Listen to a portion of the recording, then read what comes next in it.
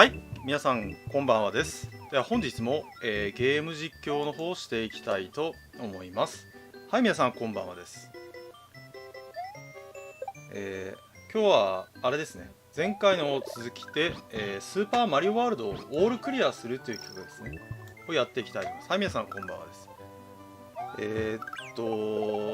あれですね、オールクリアは今日次回以降はやめましょう。なんか考えたらさ、ポケモンのオールクリアとかやってたら何十時間かかるか100時間ぐらい余裕でかかっちゃうんじゃないかな。なので、オールクリアは、今回が一応最後に多分なると思います。基本的にクリアをするっていうね、システムにしていきたいと思います。はい、皆さんこんばんはです。で、あれですね、もし初見さんがいましたらよかったらね、チャンネル登録ぜひお願いいたします。チャンネル登録していただければね、コメントが表示されますんでね、よかったらお願いいたします。あとよかったら、生配信の高評価、グッドですね。よかったら、生配信の高評価もよかったらお願いいたします。では、早速プレイしていきましょうかね。はい、皆さんこんばんはです。前回ステージ5でしたね。までクリアしてきました。なので今日はステージ5、6から678ですね。をクリアしていきたいと思います。これですね、73ですね。ということは、あと26ですね。あと26クリアすると、オールクリア。あと26ですね。はい、皆さんこんばんはです。では早速、プレイしていきたいと思います。あと26ですね。意外と早いですよ。あと26なんでね。こんな感じで。で、今見ていただける残機が、5しかありませんのでね。じゃあ、稼いでいきましょうか。残機を。今、こんな感じで、再スタートすると、残機が5から始まりますのでね。5人で。なので、ここからは、ちょっと残機稼ぎをしに行きたいと思います。先週ですね。先週、お話してた残機の稼ぎ方ですね。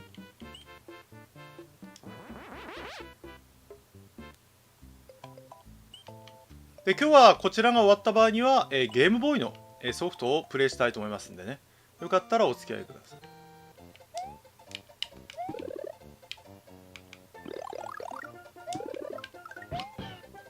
そういえばニコニコ動画で今投稿しているシャドーランが、3万再生突破しましたね。ありがとうございます。皆さんはなんかおつまみとかね、ビール飲みながらとかでなんだっけ、見ていただいて大丈夫なんでね。私は飲まないよ。私はビール飲みながらゲームプレイはしませんよ。アクションゲームをお酒飲みながらやるとね、大変なことになるからね。はい、皆さんこんばんはです。ここですね。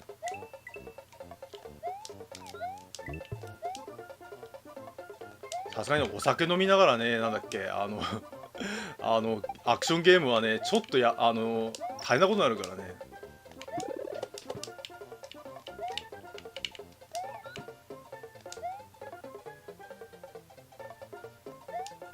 そういう RTA やる人も出てきそうだよね。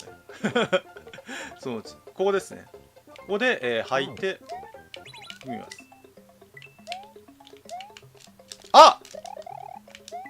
ミスった。こ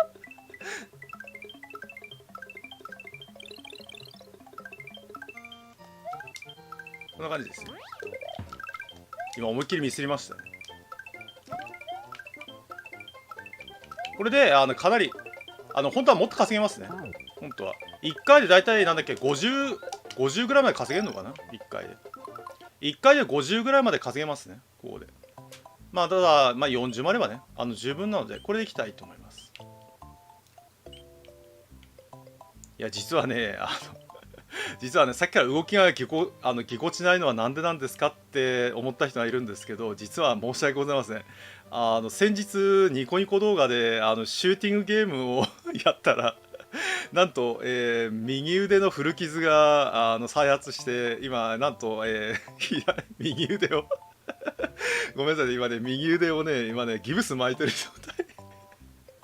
申し訳ない。今、右腕をね、なんとね、ギブス巻いてる状態でやってるんでね、申し訳ない。動きは変な動きなので、ちょっとね、許してください。そう。あの昔交通事故で右腕を複雑骨折したんですよ。なのでなんだっけちょっと右腕を無理すると手首がね簡単にねひび割れちゃうんだよね。申し訳ございません。変な動きになってるのは、気にしないでくださいね。では始めていきたいと思います。6ステージ目ですね。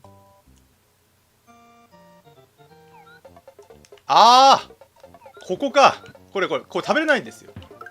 大きいのは食べれないの。大きいのは。こんなちっちゃいの食べれますよ、これは。今の大きいのは食べれないってやつですね。で、こいつはね、なんだっけ、炎を吐くんですね、上に。懐かしいな、これ。ちょっと待って。そうか、お前そんな動きすんのか。まあ、食べるか踏んでいけば大丈夫です。こう入れない。はい、皆さんこんばんはです。あ、なるほどね。中間なのね。頭でした。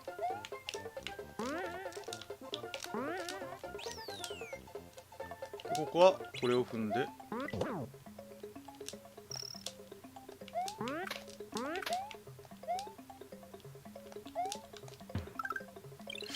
ここは隠しはなかったはずだな。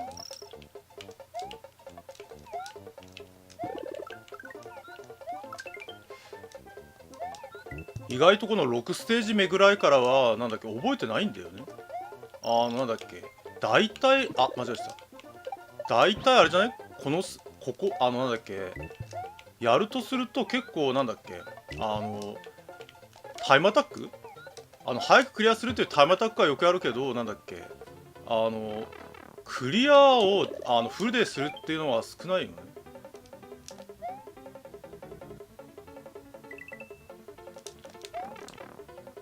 ここはこうなるのか。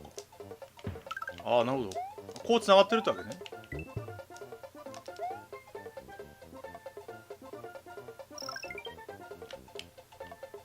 はい、こんな感じでした。ここは特に何もないですね。難しい特に何かこうトラップとかもないですからね。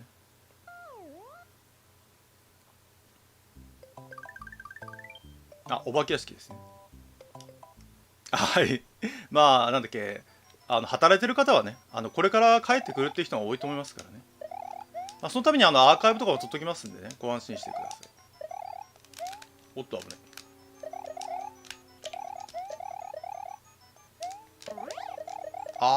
そっか、こいつがいんのか。これはね、見てわかるあまり高くジャンプしすぎると炎に当たるっていう仕組みですね。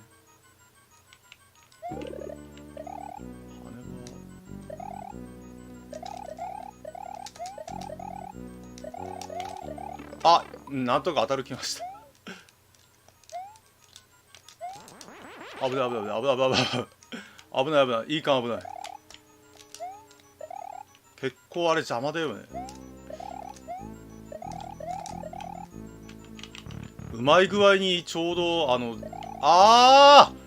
これ思い出した思い出したこいつか。これ確か引き連れてくんだよねこれ。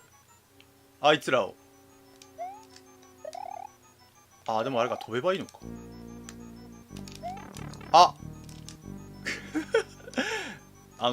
引き連れてった方がよかったね。今のやつらを引き連れて行くんだこれ。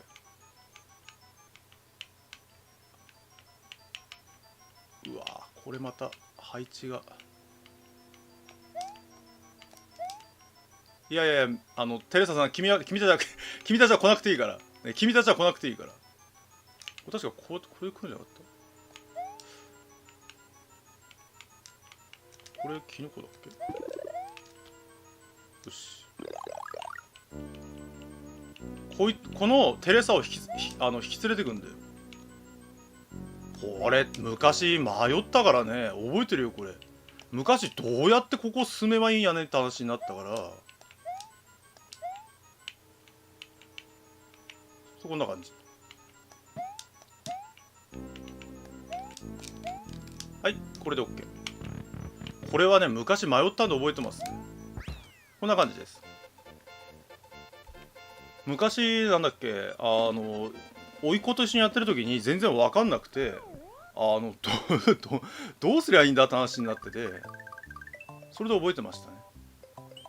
あ、こっからがね結構ルートがいっぱいありますね。ルートがね確かいっぱいあるんだ。なんかありますね。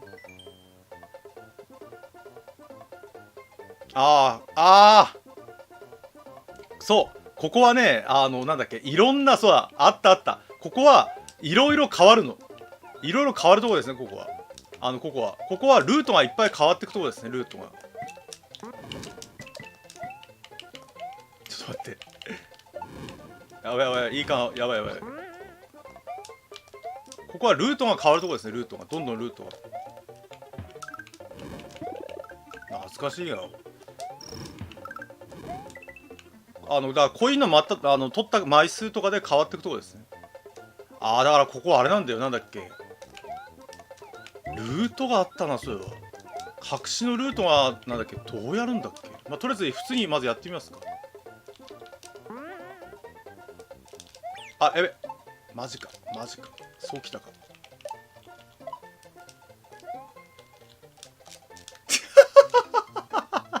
うん、なんとかね、先が分かんないとね、こうなるんです。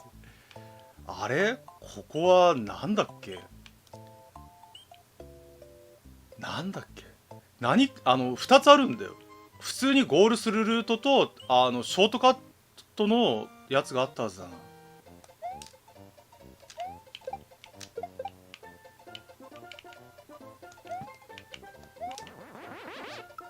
な。ちなみにここでも無限アップができますね。ここでも無限アップが。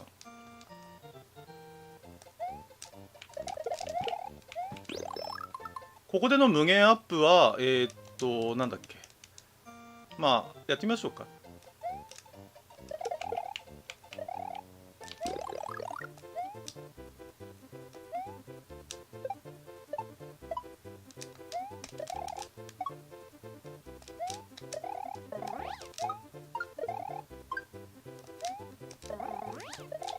なんか死にそうなんかダメだな。下手くそだな。まあとりあえずよしだけ取ってこいよか。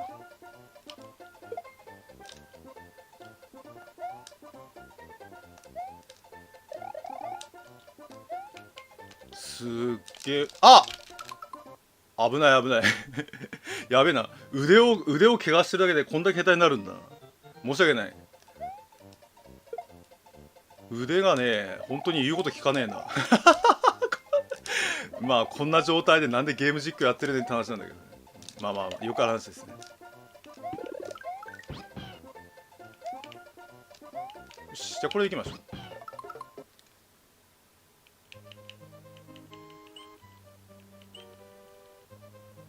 さっきのはとりあえずなんだっけ。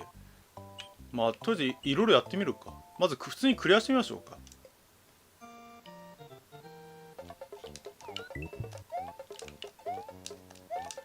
ここはなんだっけ、ルートが覚えてねえな。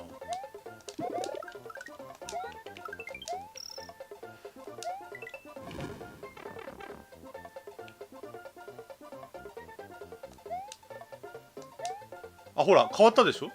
こんな感じで見てわかりますか。さっきと違うでしょ。さっきと来たとことこんな感じで変わる。やばいマジか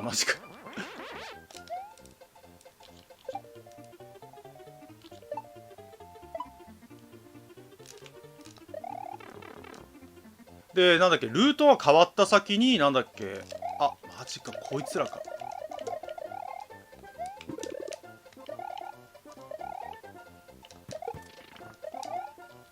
やばい。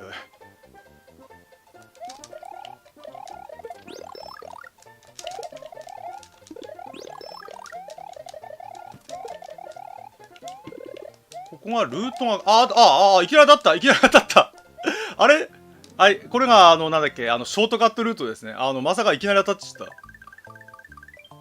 これがショートカットルートです、これが。いや、こんな感じで。これでショートカットできるやつですね。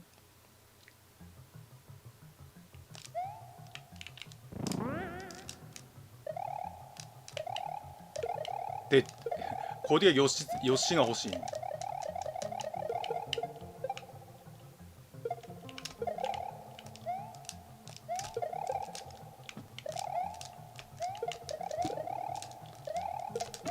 マジか。こういう時はヨッシーのありがたみは分かりますよね。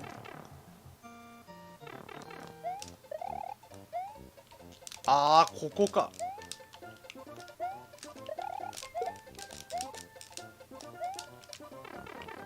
はい、皆さんこんばんはです。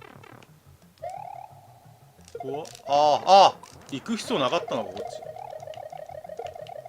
こっちは行く必要なかったね。無駄にダメージ食らっちゃったね。まだ大丈夫かな。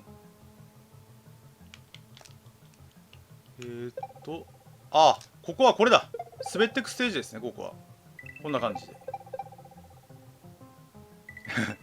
これ絶対にお尻から何か火が出そうな気がするんだけどね。危ねえ。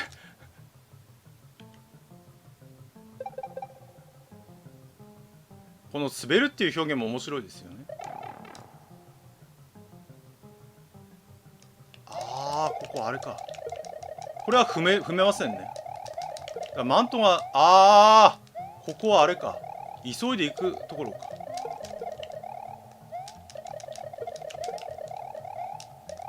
本当にマントは便利ですね。ほらこんな感じで急いでいくところです。急いで。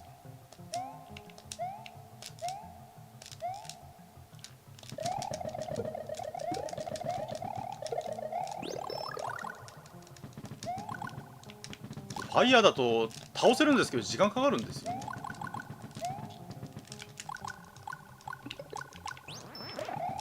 ここも一緒。ここも急いでいくステージですね。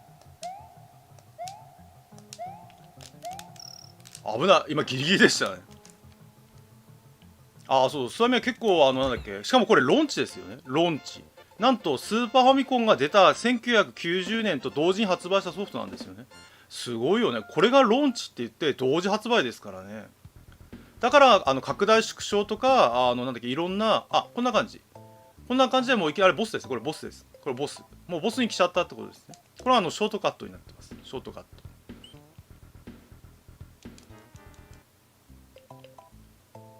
じゃあ普通にまたクリアしていきましょうか。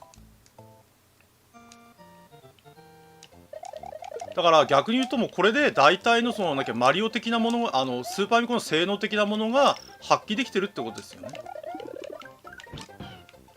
そういう意味ではすごいですよね。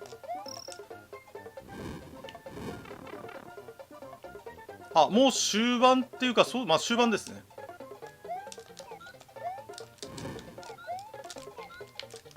ちょっと待って。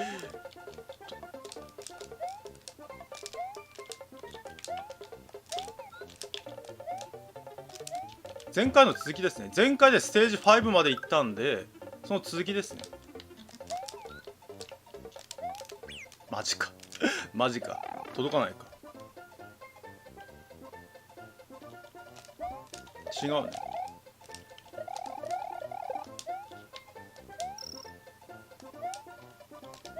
危ね。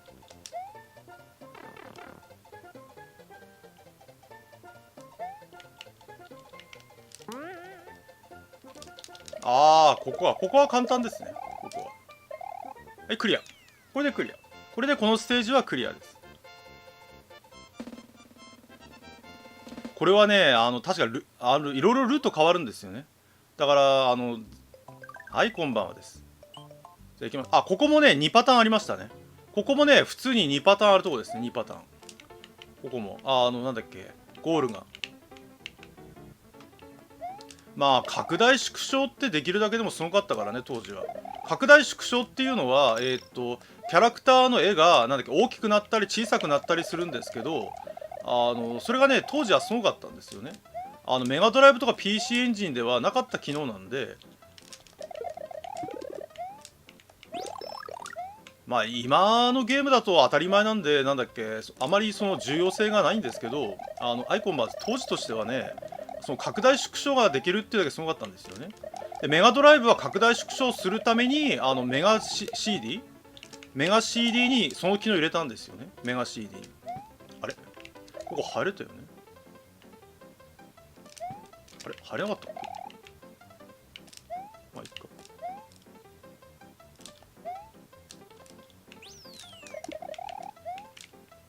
メガ CD は拡大縮小機能が使えましたね。だ通常のメガドライブだと拡大縮小ができないんですよ。でそれ言ったらなんだっけ、メガドライブで拡大縮小したゲームありますよって前言われたんですけど、パノラマコットンとかああいうのはなんとハードで拡大縮小できないから、なんだっけ、プログラミングか、ダメだ、間に合わないな。プログラミングか何かで確か無理やり拡大縮小やってるんですね、あれは。だからすごい技術なんですよね、あれ実は。プログラミングで無理やり拡大縮小してるっていう、すごい。だから昔のハードはなんだっけ、ハードのソフトはハードの性能が追いつかないためにプログラム側でなんだっけ、ちょっと無茶をやってるっていうパターンが多かったですよね。あれこれどうすりゃいいんだこれ。ダメだ。あれこれはどうすりゃいいんだこれ。あれこれは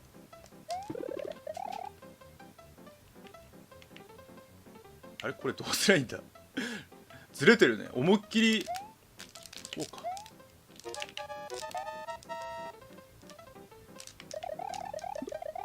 そうこれだ、これそう思い出した。これこれで2つに確かルート分かるはずだ。これじゃあれか、ヨッシー連れてこないとダメか。ヨッシー連れてこないとダメだわ。ここヨッシー連れてこないとこれダメなんですよ。今のこのルートは外れルートですね。こんな感じです。ぐるーっと回って戻ってくるっていうルートですね。ここヨッシーですね。ヨッシーをちょっと連れてきます。ヨッシーを。ヨッシーならそこでいいのか。なんだっけ、最後のところは確か飛ばないとダメじゃなかった。飛ばないと確か。なのでよし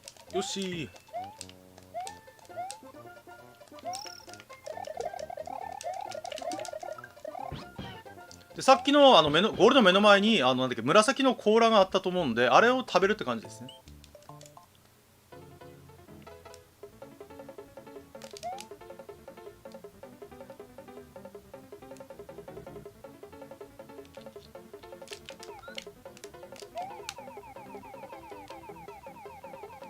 まあそうだね、昔はカートリッジに特殊チップを搭載して特殊音源を出すとか、なんだっけ、その特殊カートリッジでいろいろやるっていうのは多かったですよね。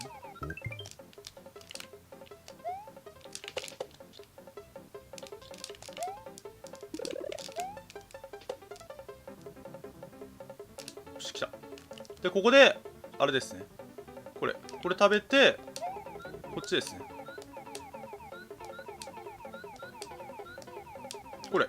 これですね。なんとコインでしかも3アップですね。こんな感じです。でこれが正規のルートですね。これが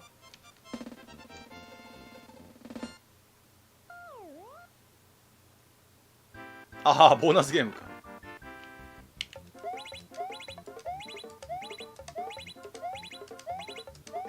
はい。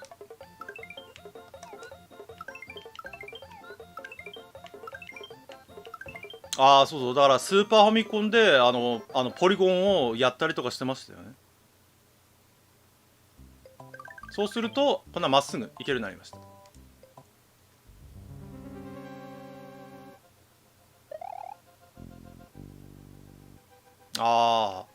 なんだっけ、私は全部修理しましたね。全部コントローラーとかも壊れてるやつは全部直して使ってます。ここはどういうステージだっけ。ここはどういうステージだ。杭があるステージか。炎。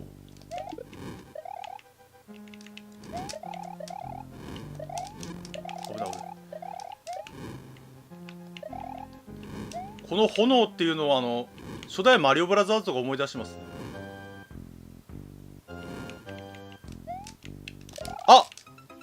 やっちまった今思いっきり引っかかりましたね。初代マリオちょっと待ってくださ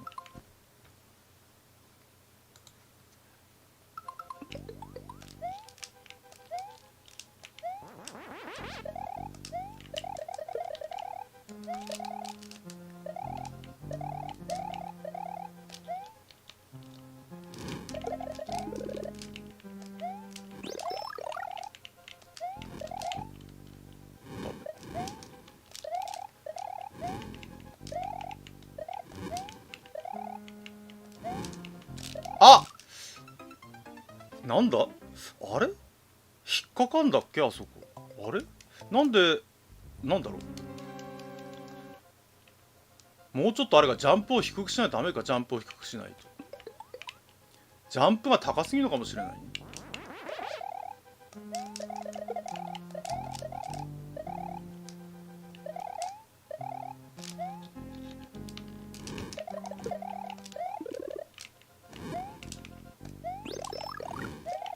この辺のステージは完全に練習不足でもありますよ。あー、やっぱダメか。二段構えはちょっと難しかった。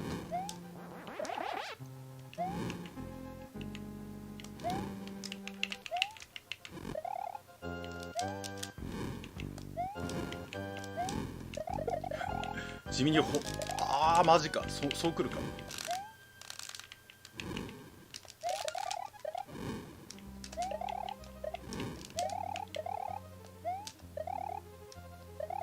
し、中間来ました。ここはこうか。ドスンスピンキックだ。ドスの上いけるんだよね。あー、こいつか。こすんだっけ。ドスのちっちゃいやつですね。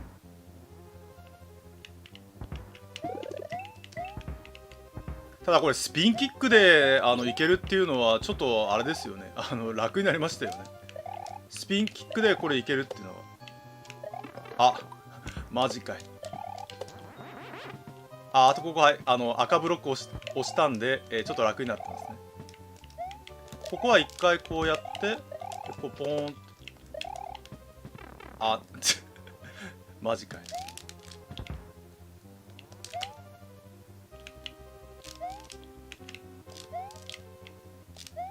よし。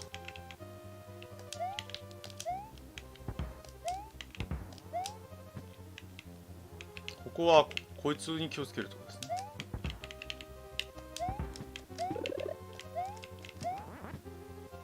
よし、ボス戦来ました。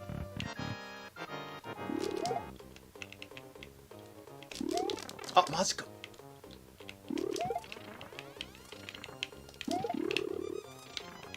乗れない。やばい。あ、マジか。乗れなかった。マジか。マジか。今のきついな。ちょっと待って、あれアイテム取ってこようか。うわ、マジか。今のはまずったね。倒す順番を完全に間違えましたね。倒す順番を。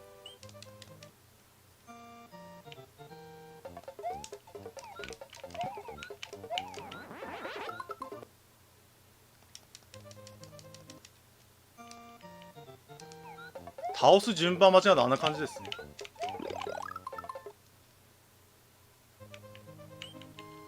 まあこの辺からちょっと難しくなりますよね。この辺から。さすがに20何年ぶりにやると忘れてますね。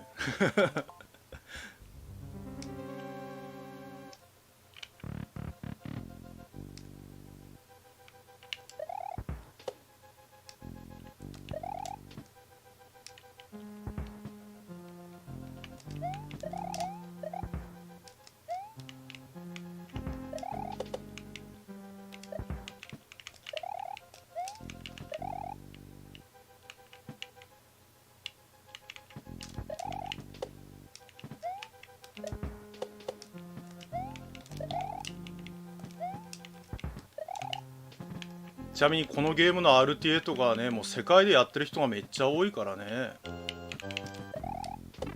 え今の食らうの。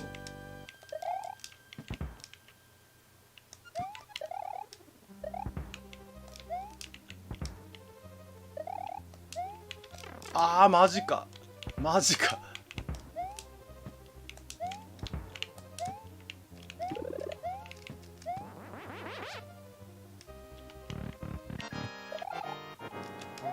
え、やばい。本気でやばい。よし。やばい。あ、西方さんナイスパーありがとうございます。ちょっと待って、やばい。腕が指が言うことを聞かない。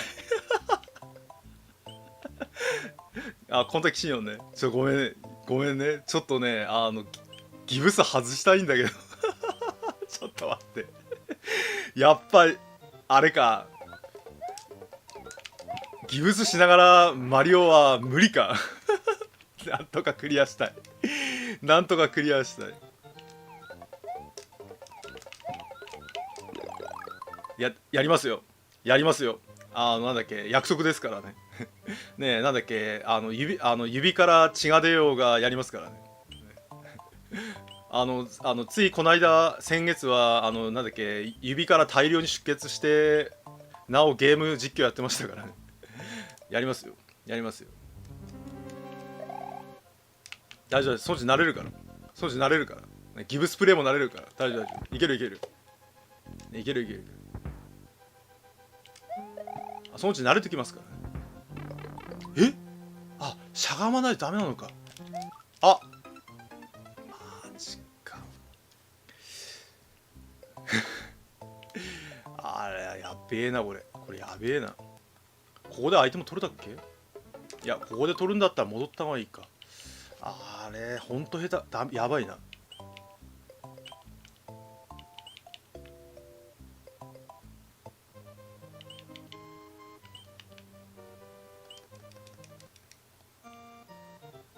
ちょっとやっとけばよかったな。ついさっきまで仕事やってたんで、なんだっけ、ちょっと1時間ぐらい練習すればよかったね。1時間ぐらい。マジか。マジか。ごめんね。今年に入ってから休みが1日もないんですよね。さっきまでちょっと仕事やってたんで、さっきまで。だからなんだっけ、練習してる暇がなかったんだね。申し訳ない。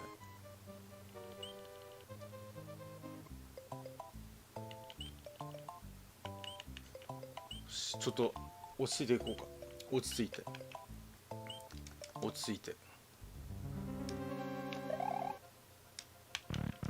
落ち着いて。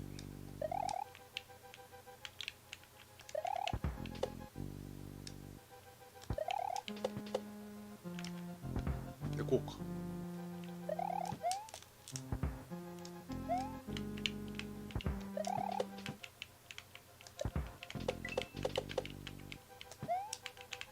落ち着いて。落ち着いて。スーパープレーをやる必要はない。落ち着いて。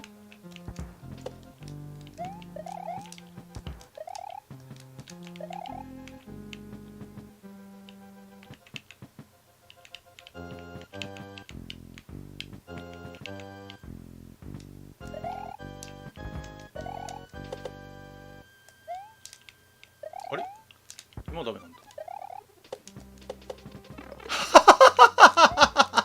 挟まった。まさかの挟まった。よし。よし、来た。来た。よ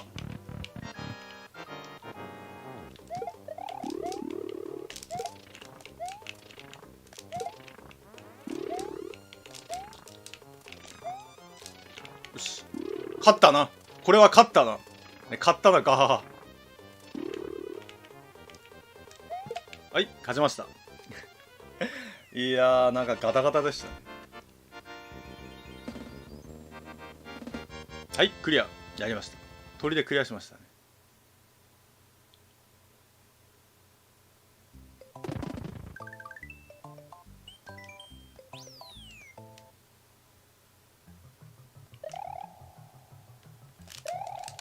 ここか。ここもまた難しいんですね、ここも。危ない危ない。ここは、あれ、ここもなんかルート分岐あったっけ。ここもルート分岐あった。こ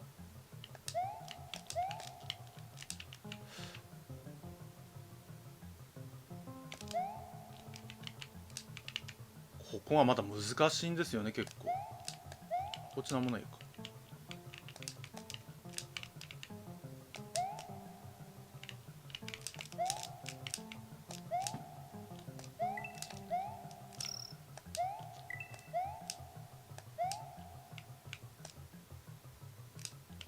こはこんな感じでなんだっけブロック押しとくと簡単にいけるところですね。あー、ここ P スイッチか。 P スイッチ。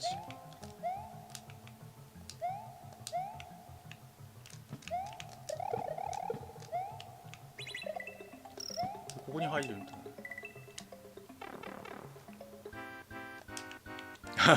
これいいですね、この P スイッチ。あー、ここあれじゃない？あ、思い出した、思い出した。ここ横になんかほら、これ横になんか行く、あれ隠しなかったっけここ。あれここじゃなかったっけ。あれ隠しがあったような気がしたけどないか。あれここ隠しあったっけ。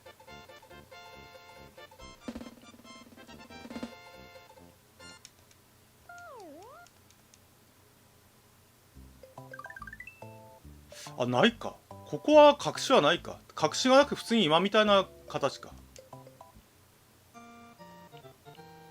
あ、ここ面白い。あ、ここ面白いステージですね。ここはね、結構面白いステージですよ。ここはこれ確かね、なんだっけ、ここも確か稼ぎ使えたはずだな。ここも稼ぎができたステージですね、確か。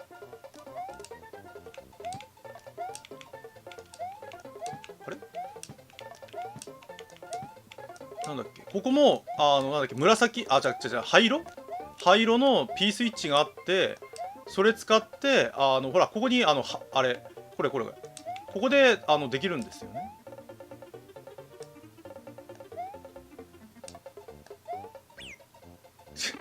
待って。ひでな、上から来るんか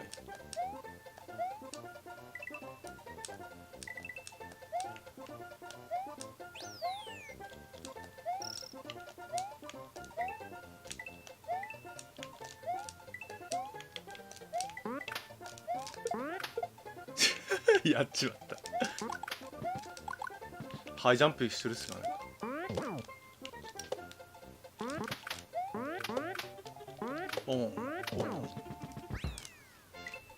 あれここ、そう、スリアップもあったよね。ここ確か。そう確か上に何かあったような気がしたんだよね。ここはね、なんだっけ、結構いろいろ稼ぎに使えるところなんですよ。稼ぎに。なんだっけ、例えば戻ってまずヨッシーですね。ヨッシー、ここは稼ぎに使えるんですよ。稼ぎに。これヨッシー手にあるでしょ。ヨッシー手に入って、さらになんだっけ、ここで羽ですね。だここはなんだっけ、確かステージ6のなんだっけ、稼ぎとして使える場所ですね。ここは。あれどっかにね、なんかあれあったよね。どっかにさっきの灰色のやつがあって、なんだっけ、 P スイッチを押してスタートって一気に駆け抜けるってやった記憶があったな。こ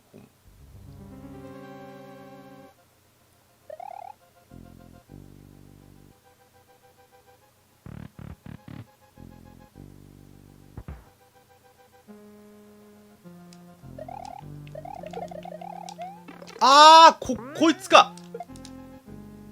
ここか。こ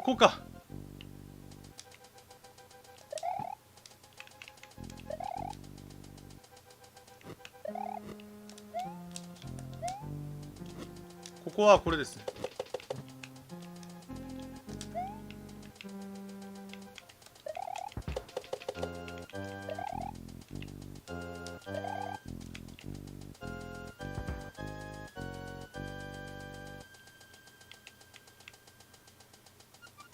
あ、間に合った。ギリギリ間に合いました。あ、マジか。マジか。え、あれ今ダメなの？今のやっちまったな。今余裕も、あれ今のダメなのか。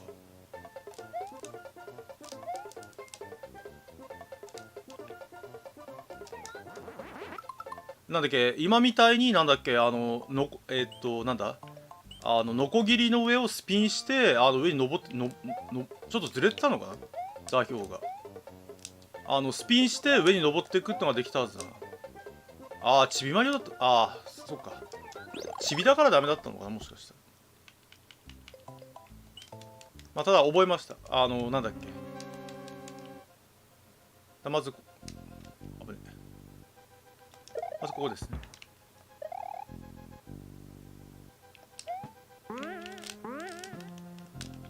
で、次ここ。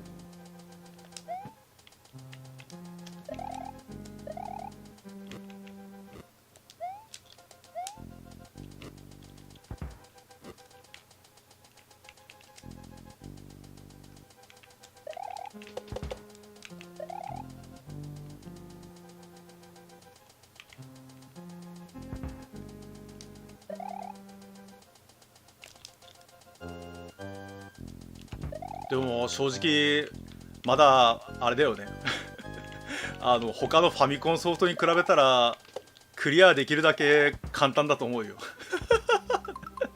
なんだっけ私よくニコニコ生放送のゲームやってるんですけどなんだっけほとんどクリアできないゲームが多すぎてこの間手首がひびが入った原因もファイナルソルジャーっていうシューティングやったんだけどなんだっけあまりにも敵の殺意が高すぎてアイコンまずクリアできなかったんだあまりにもうわ餅つきステージですね。トントントントントンあやっぱダメかジャンプしないとダメかあそこは。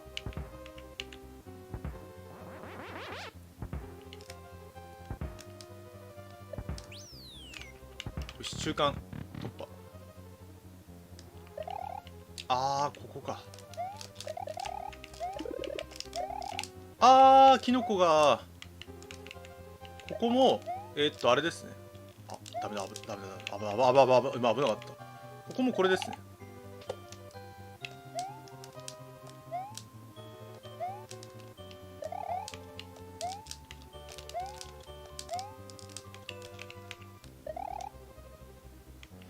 ここは下だっけ。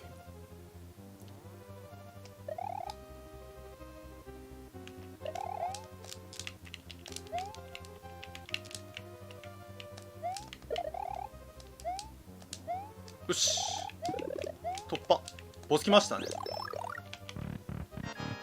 あーこれか。これ2つになってるんですね炎のあれが。あ今のは女の子版のあれですね。ちょっと待ってひでえな。あーやばいマジか今当たんのか。今の当たっちまうのかい。よしあと1回。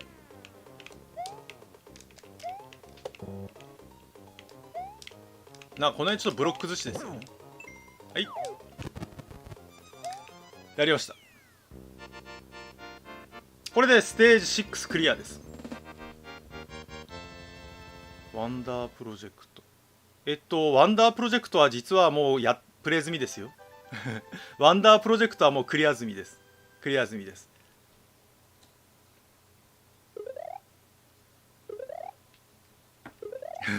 いいですねこれ書き消すってやつですね。6番目のクッパを倒したマリオたち。この先の沈没船にはクッパの谷の入り口に開くための鍵があるらしい。急げマリオ頑張れルイージ。この時はルイージなんですね。ルイージなんです。マリオペイントはやりますね。マリオペイントはいつ。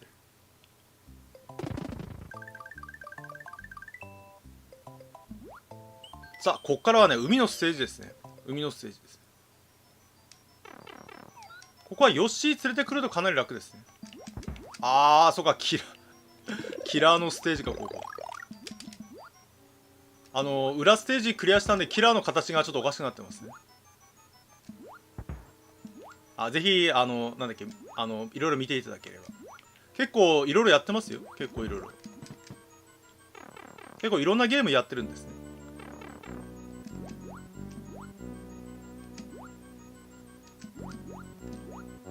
ここか。これ幽霊が消えたりついたりするステージですね。マジか今当たんのかい。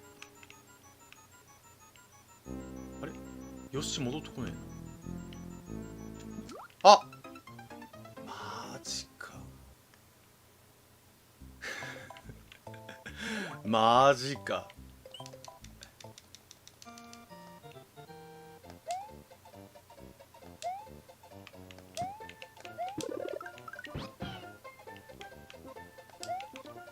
いや、だいたいステージこの辺ぐらいからはね、結構殺意がちょっと待って、殺意がね高くなりますね。この辺からはね、結構殺意が高くなりますね。殺意が。ただそれでもなんだっけ、マリオ3とかなんだっけ、マリオ123に比べたら簡単なんですよ。それに比べそれでもね、なんだっけ、だからマリオはねどんどん簡単になってきましたよね。マリオはどんどん。だから最近のWii とか WiiU とかスイッチのマリオはね簡単ですよ結構。なんだっけ、この頃に比べたらね。いずれやりますけど、マリオブラザーズ2とかは本当にあれ当時の子供たちは果たしてクリアできるのだろうかっていう難易度ですからね。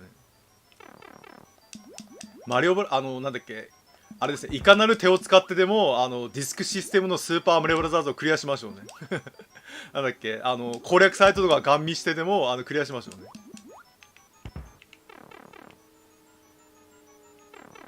なんだっけ、マリオブラザーズ2はルイージとマリオって選べるんですけど、なんだっけ、ルイージがジャンプ力がある。だから一見するとなんだっけ、ルイージを選んだ方が良さそうに見えるんですけど、ルイージは滑りやすいんだ。今当たったの？マジか。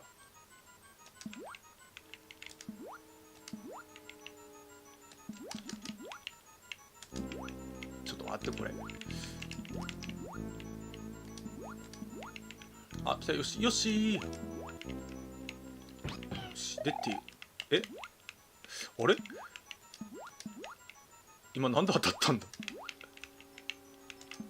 よし。たまに当たり判定がよくわかんないとこある。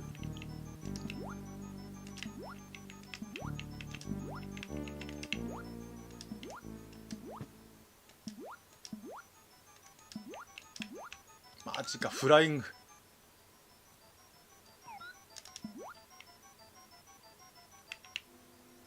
まさかのここでテレサかい。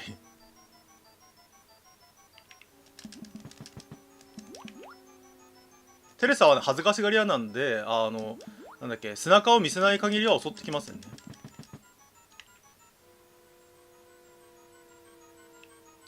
横にいるのはテレサ10だっけ、確か。これはテレサ10っていう名前だったはずだね。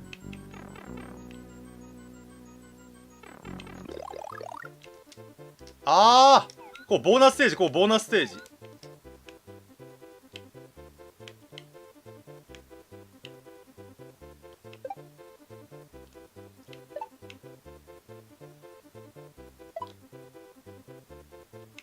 今んところもう一回スタート取れたはずだな。あんな感じで。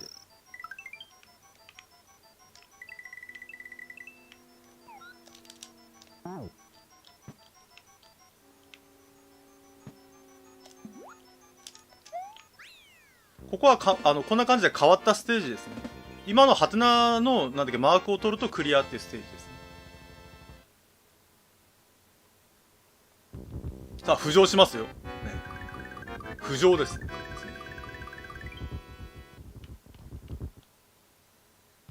さあいよいよ来ましたね。さあ最終ステージですね。最終ステージ、これが、最終です。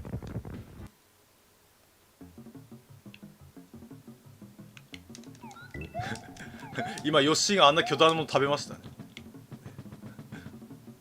ここか。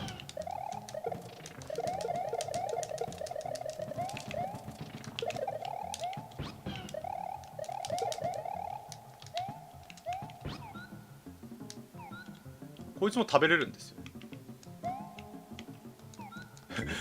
明らかにおかしいよね。なんだ今の食べれるんですかっていうね、大きさとね、ヨッシーに食べられないものはないですね。ヨッシーやべえ、ヨッシーやべえ。なんであんな巨大なもの食べれるんだよ、ヨッシー。どういう体のあれか、ヘビは自分の体より大きいものを食べれるから、それと一緒か。ね、ヘビはさ、ほら自分の、でもさ、ヘビってさ、笑えないのがさ、なんだっけ、でかいもの食べ過ぎると、それでお亡くなりたりするからね、ヘビは。ヘビは自分の体より大きなものを食べて、それで死んじゃうんですよ、ヘビは。だからなんだっけ、でかすぎるものを食べると、ほら自分が3分分ですね、これ。なんかある意味かわいそうだよね。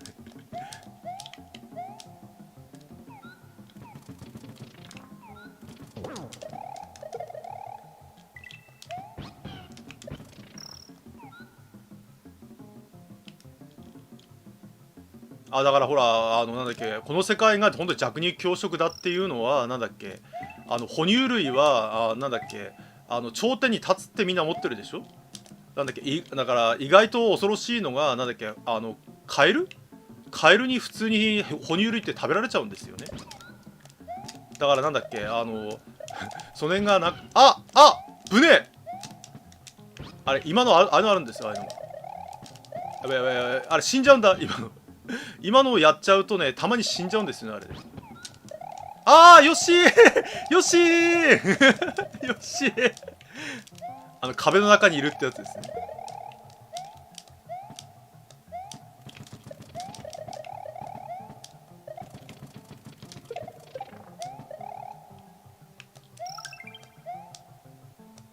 ちなみにあれ壁の中に入るとそのまま死ぬ場合死にますね。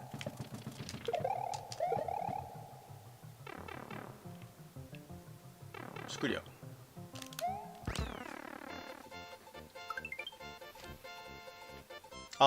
なんだっけ、画面側に出されちゃうんですよ。壁の中にずっといると画面側に出されちゃって、そのままさよならってなっちゃうんですね。でここでなんとは裏口入学ができるんですよ。ここで裏口入学が。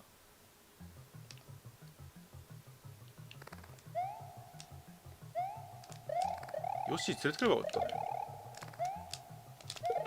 マジか。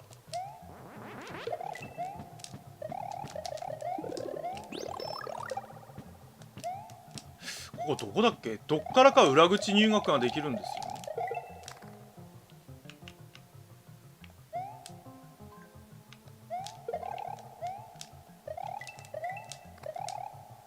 どこだっけ。どっからかなんだっけ、裏ルートみたいなのが行けたはずだな。とりあえず普通にクリアしてみましょうか。ここじゃなかった。ここ違うか。あれここじゃなかったっけ。これか。これか。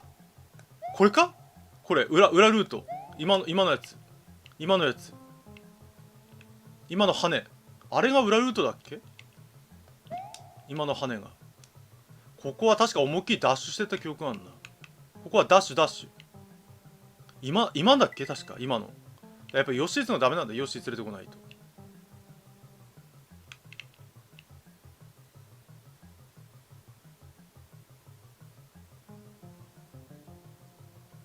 そっか。ここで青ヨシを作っ、そっか、そういうことか。さっきの羽で飛ぶと青ヨシになるんだよ。青ヨシに。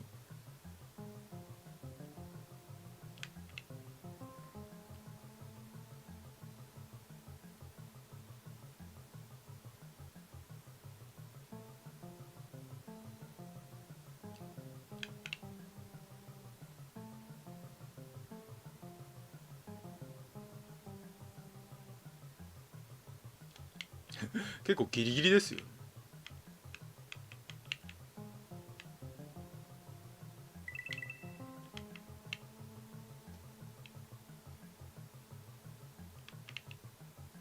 ちょっとルート間違えると潰されちゃいますね。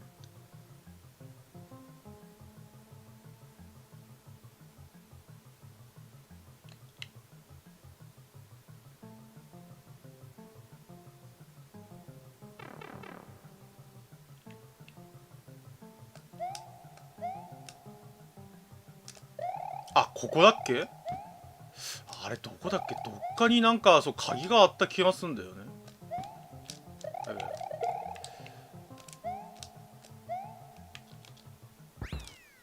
ここだっけ、今んとこだっけ、今の上だっけ、今の上だったっけ、どっち、あれ今の上だったかな。ヨッシー連れてきましょうか、まず。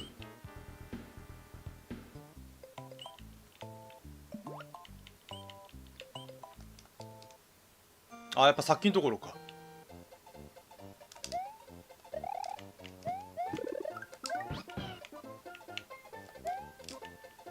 あミスっちゃったよ。ミスりましたね。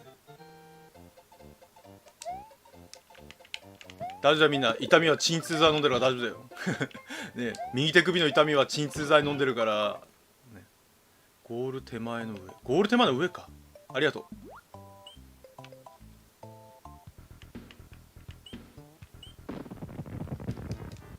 あれ、ここ吉井連れてくるとダメなんだっけ、ここもしかして。あれ、ここ吉井連れてくるとダメなんだっけ、ここ。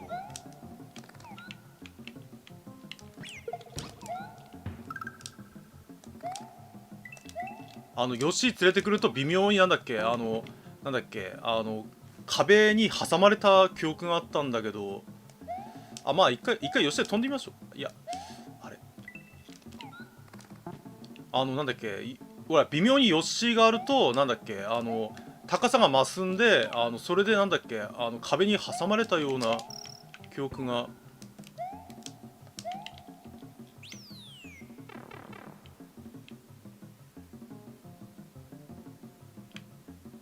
まずこう行ってみましょうか。ここはボーナスステージですね。思い出した。これこの間の放送でボーナスステージって言った割にはなんだっけ、ケムクジャラにぶつかってそのまま落下していくっていうとんでもないオチがありましたね、前回。前回の放送でさ、ボーナスステージですって言った割にはさ、なんだっけ、ケムクジャラに当たって落下。ね、はい、青吉になりましたね。青吉。あれはさすがに笑っちゃいましたよね。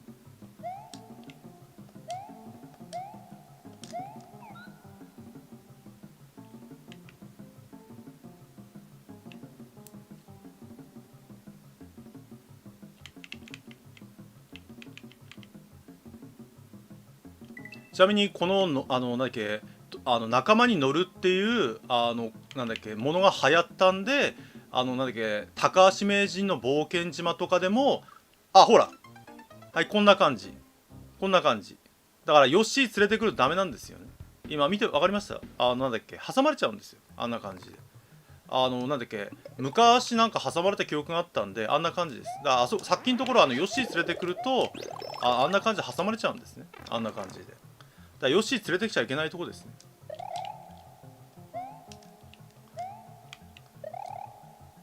なんか高さ的にね、ギリギリ間に合わないんですね、ギリギリ。だから挟まれちゃうんですね、あんな感じで。まあもしかしたらなんかうまいやり方があるかもしれませんけどね、何かうまいやり方とかが。すいませんね。なるほど。ちょっとお待ちください。ちょっとお待ちくださいね。昨日ね、昨日ちょっと先方様とのえーっと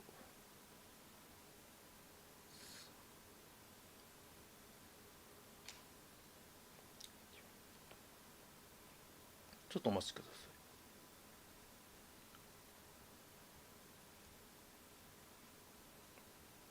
い。はい、 OK です。はい、行きましょう。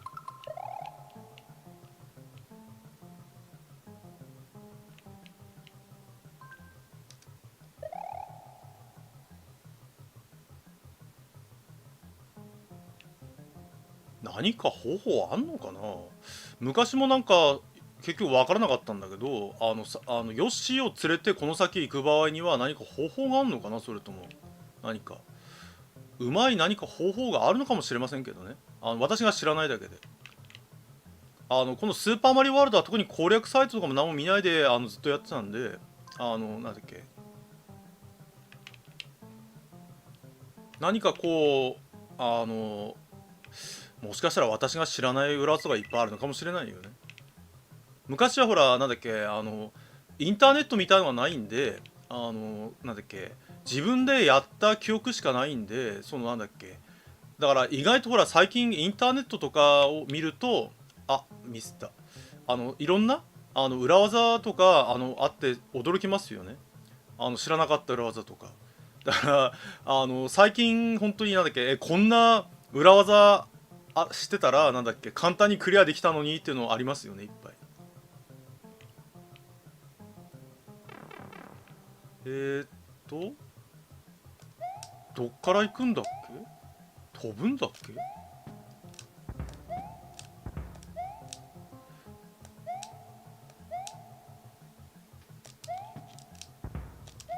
あれ、鍵ってどっから行くんだい。鍵ってここ飛び越えんのかい、もしかして。鍵って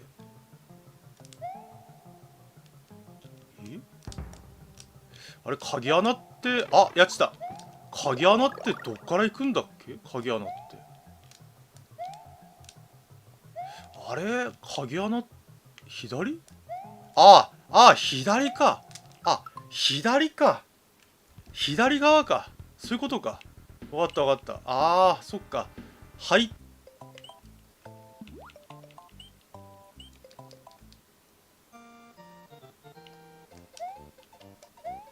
忘れてますね、やっぱりかなり。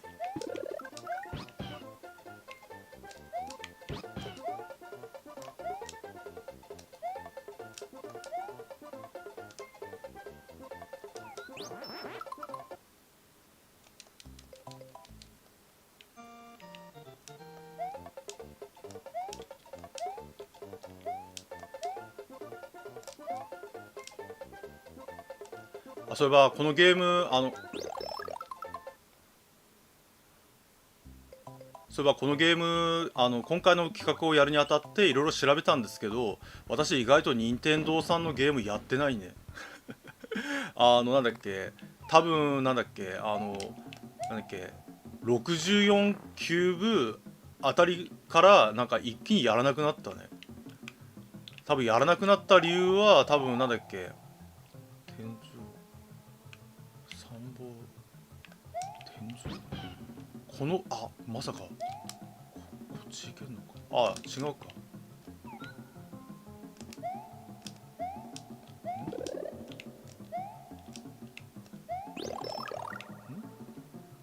いけないよね。ここ天井いけないよね。いけないいけない。だからなんだっけ、多分プレステとかサターンとかなんだっけ、そっちをやるのが忙しくて多分やってないんだよね。90年代は仕事が本当に忙しくてなんだっけ、ゲームもねなんだっけ同時に23本とかできなかったからね。だから意外とねやってないソフトがいっぱいあるね。任天堂さんのソフトはね、なんだっけ、スーパーファミコン時代までぐらいはね、いやそれでもねやってないな。だから意外とね初見のゲームが山ほどあるね。多分8割ぐらい初見かもしれない。ジャンプ力、いやジャンプ力とか潰されちゃうんだね。こっちに行っちゃうと潰されちゃうんだね。だから結構初見ですね、ほとんどが。2000年以降は今度はオンラインゲームにハマってたからね。オンラインゲームだからなんだっけ、やってないゲームが山ほどあるね、本当に。だから逆にいい企画ですね、私的には。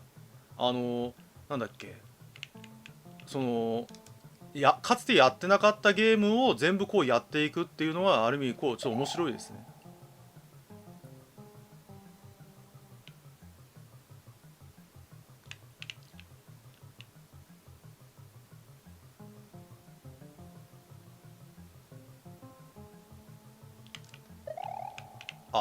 もう一個先に行けたね。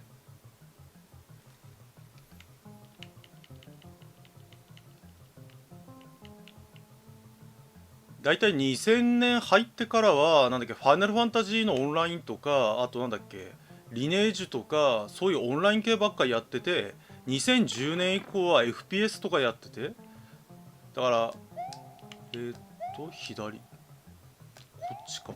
ああ、こういうことだね。はい、ありがとうございます。思い出しました。これですね。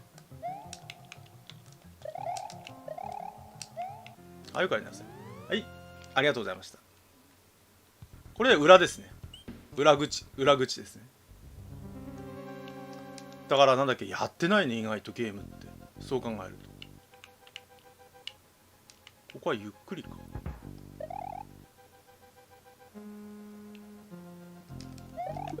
逆になんだっけ、なんか楽しいですよね。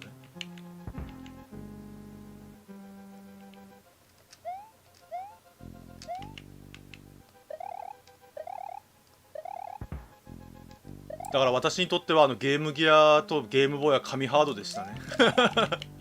そういう意味ではゲームギアとね、ゲームボーイは神ハードでしたね。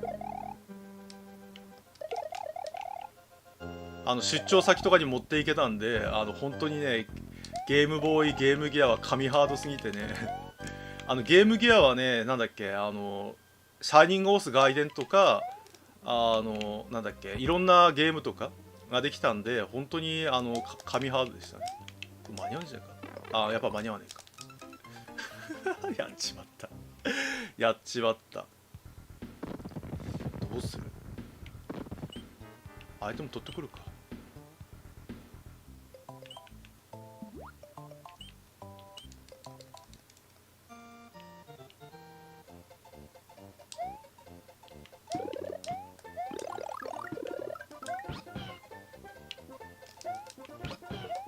でもなんだっけ、90年代に入るとどっちかっていうとあれかな、中古のゲームショップとかが結構なんだっけ増えてきて、ゲームソフトが安く買えるっていうのもメリットでしたよね。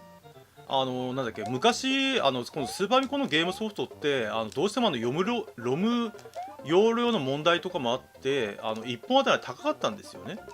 1万円超えるソフトとか多かったんで、なかなか当時の子供たちは買えませんでしたよね。あとほら、今みたいになんだっけ、YouTube みたいのがないんで、なんだっけ、体験版みたいのもあまりなかったんで、どんなゲームかわからなかったんですよね。だから今やってみると面白いんだけど、なんか当時知名度がなかったっていうのはだから結構ありますよね。だから昔はなんかゲーム雑誌がなんだっけすごい重要でしたよね。ゲーム雑誌、ぐらいしかゲームの情報がなかったんですよね。ゲームの攻略とかもそうなんですけど、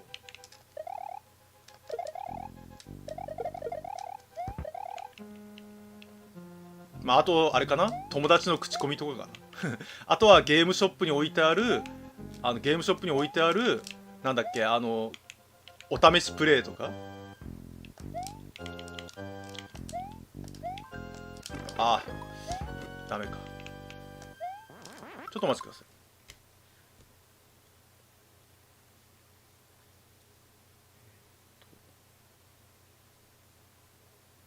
ちょっとお待ちくださいね。はい、OK です。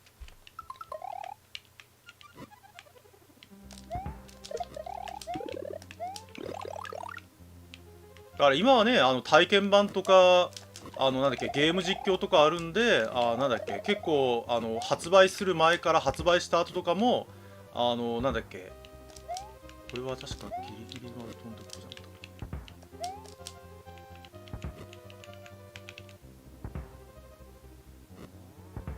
ここがいいっすよね。やっぱ間に合わないか。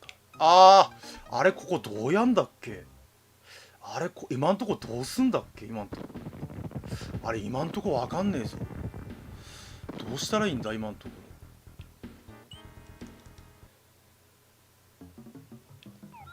あれ、今んとこどうしたらいいんだ。あれ、今んとこ間に合わないよね。あれ、今んとこどうやんだっけ。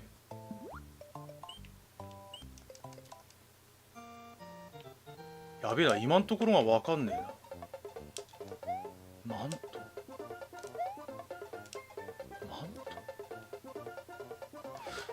あれあれ今間に合わなかったよね。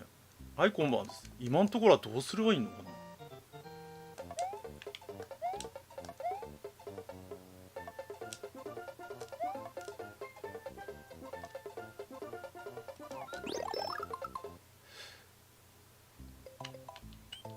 今普通にジャンプしていったら間に合いませんでしたよね。今潰されましたよね、普通に。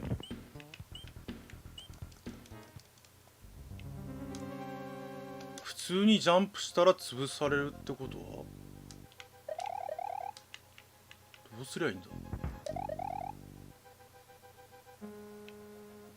なんかあれか、ギリギリで、ああ、そういうことか。わかったわかった。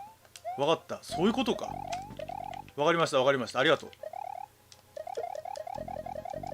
う。わかったわかった。ありがとう。すげえ助かった。今のマンクで対空でわかった。こういうことね。こうやってこうやって。こうやって。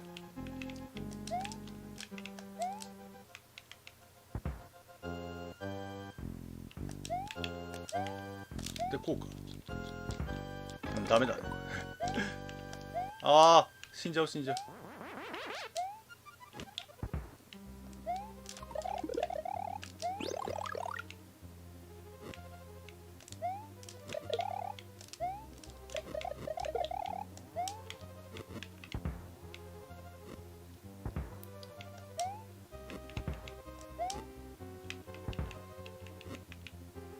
だからここは、マントで対空か。飛んで、ジャンプ。こうか。ありがとう。こんな感じですね。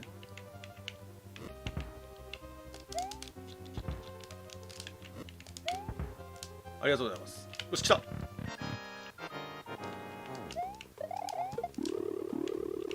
マジか。よし。これは勝ったな、ガハハ。これは勝ったな。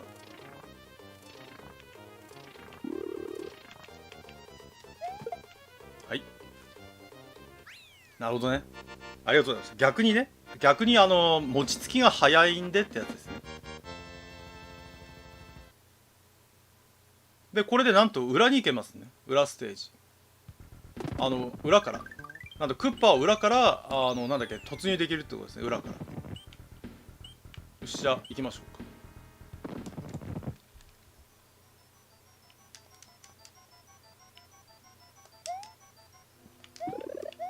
あ、また緑色の物体ですね。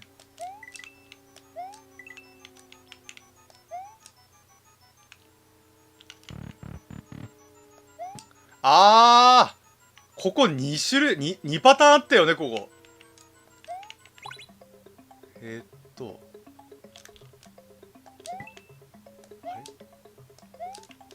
これ確かね、2ルートあるんだよ、2つのルート。ここ。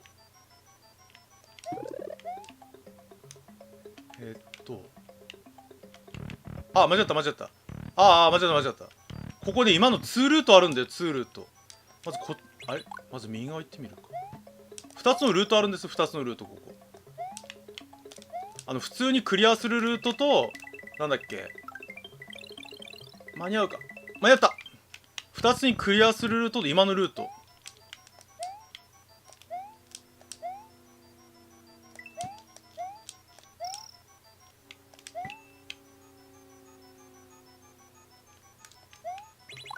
あれあれあれあれなんかミスってるぞ。なんかミスってるぞ。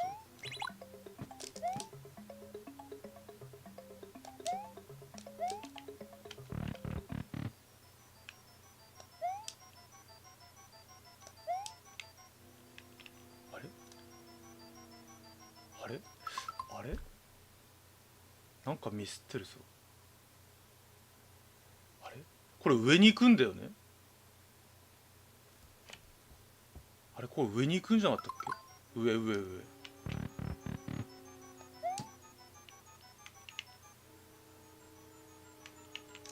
こ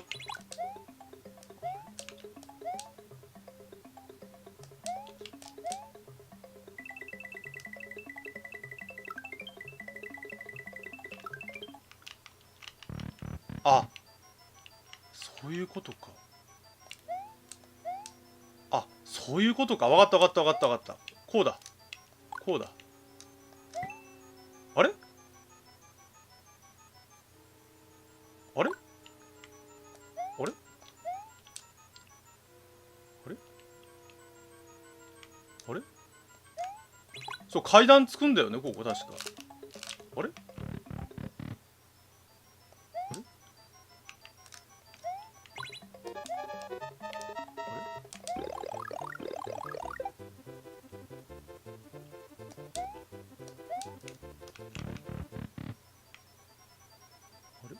これもう、あれあれあれもうダメなんだっけ？一回やっちゃダメなんだっけ？一回やっちゃうと。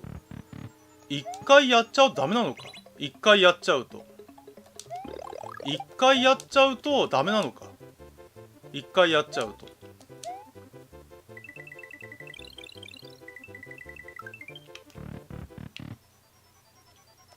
あれか。一回さっきのコインのやつやっちゃったからダメだったのか。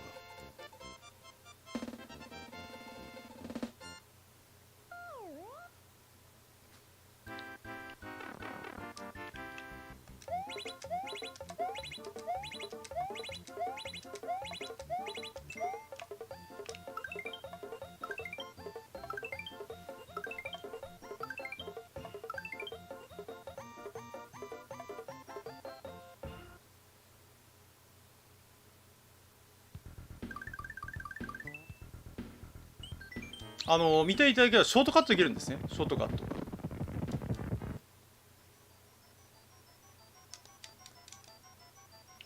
あー、そうだそうだ。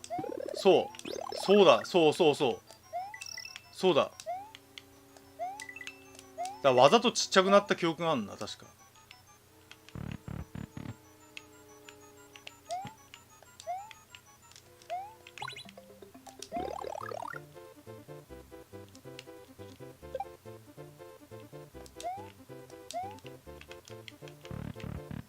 あ、そうするとこっちはいきなりこっち来ちゃ外れなのか。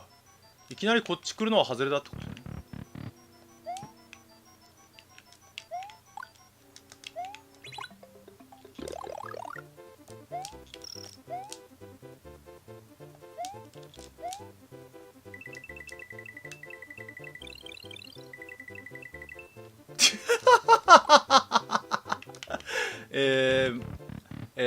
間に合いませんでしたね。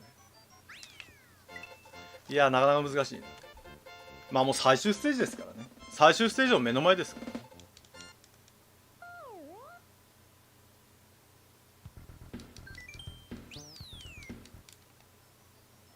ら。微妙に間に合わない感じがまたあれですよね。なんでやねんってなってます、なりますよね。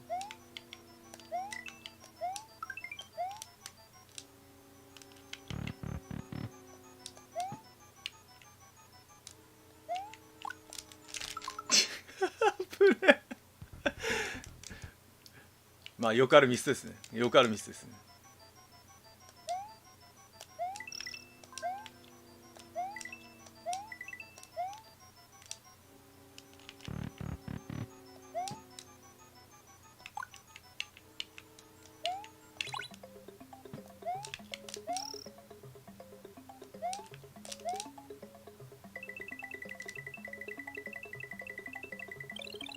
よし。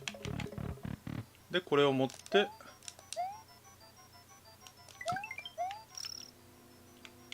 こで階段を作る。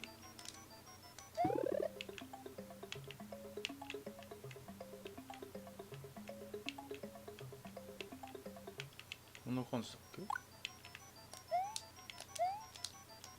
け？で小さくなって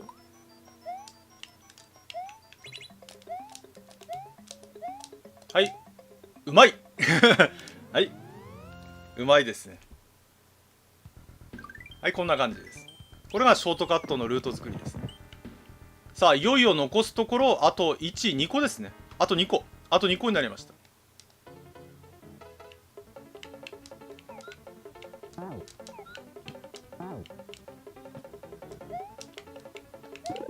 ああ、これこれ時間これ1って1秒ね。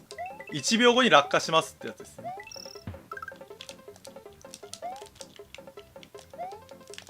ちょっと待ってああちょっとパニックになりましたね。いやあれね、多分ね、なんだっけ、昔何回もやったからと思う多分一発でうまくいったのは多分昔何回もやったからもう体が覚えてるんでしょうね。ほらおじちゃんも年寄りだからなんだっけ、うまくはないんですよ。だから昔の勘でやってるようなもんだからね。昔のなんだっけ、昔ゲームをやっていマント持ってこようか。ここダメだな。ここね、実はすごい簡単な方法があって、ここなんだっけ、持ってこようか。あれあれ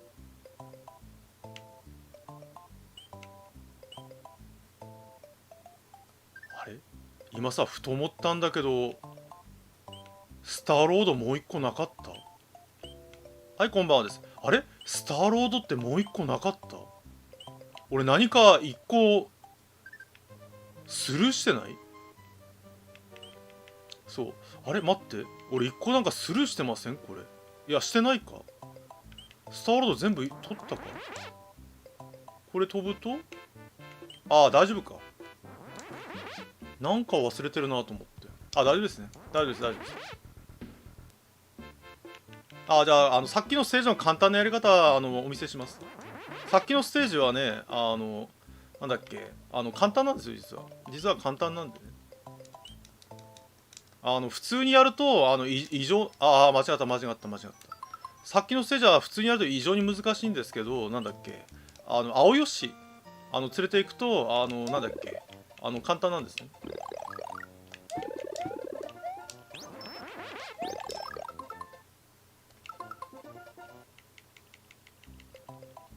コーラがいっぱいあるんで、コーラで飛んでいけばいいだけなんですね。で、簡単ですって言って、あれでしょどっかでダメージ食らって、よしごと落下して、みんなで、苦笑いになるっていうパターンですよ。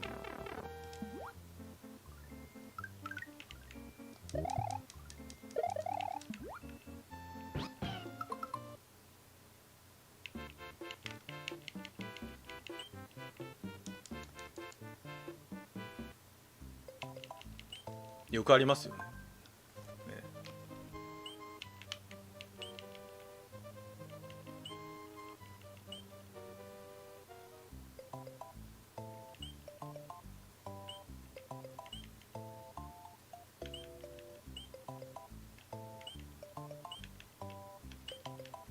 ちなみにこの前回も話したようにこのスーパーマリオブラザーズは4メガビットですね、容量が。だから今で言うとなんと 0.5 ギガバイトすごいですよね。このゲーム 0.5 ギガバイトしか容量ないんですよ。こんな感じですね。だから今のデジカメのじゃあ今のスマートフォンの画像の半分とか下手すると6分の1とかそのぐらいしか容量ないんですよね。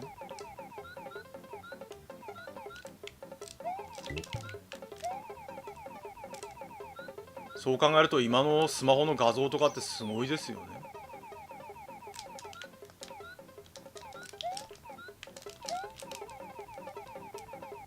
こんな感じですね。亀がいっぱいいるんでね。亀の甲羅がいっぱいあるんで、なんだっけ。飛んでいけばね、そんな難しいステージじゃないですね。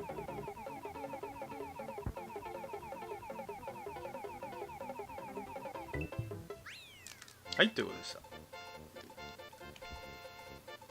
どうやって容量を抑えるんですかっていうと、実はね、グラフィックが使い回しなんですよね。昔は容量が少なかったんで、どうしてもいろんな技術的な制限があって。なので、例えば、なんだっけ、左右対称にしてたりするんですよね。右手を左手と一緒の画像にしたりとかしてるんですね。だからそうやって容量を少しでも減らすようにしてるんですよね。まあ、苦肉の策ってやつですね。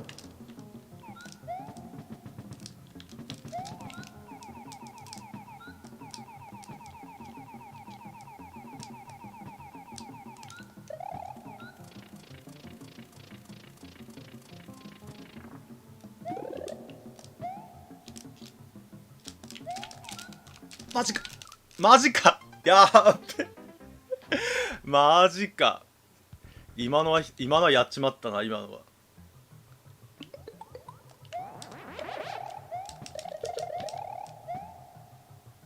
完全にやっちまったパターンですね。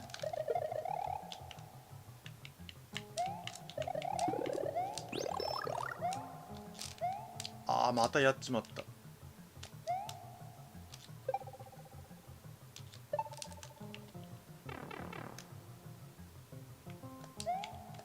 あーこれ戻るやつか。これはあれですね、羽が取れる代わりに戻っちゃうんですね。これ羽を取りに来るために戻るパターンのやつですね。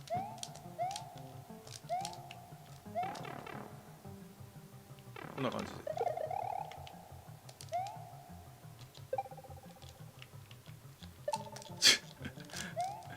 死にそう死にそう。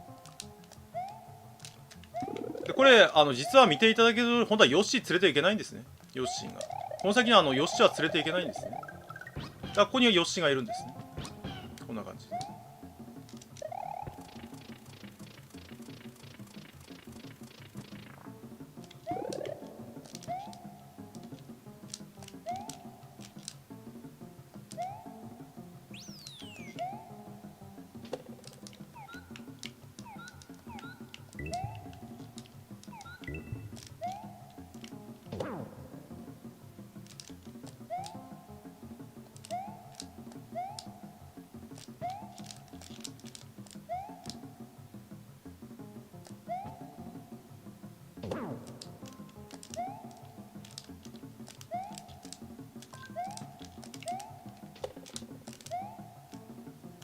ああこれか。はいそうこれヨッシー連れてこないとダメなやつですね。でこれではいスターロード。これでスターロードに行けましたね。さあいよいよあと2つですね。あと2つ。ここと砦が7のボスですねを倒せばついにコンプリートですね。ついに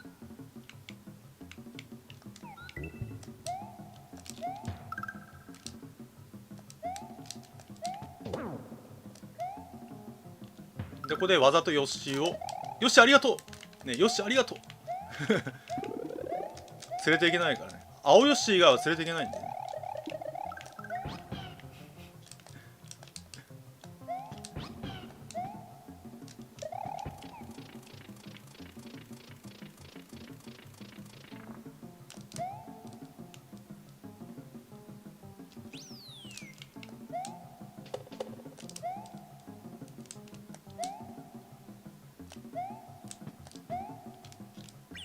マジかマジか。あマジかやっちまった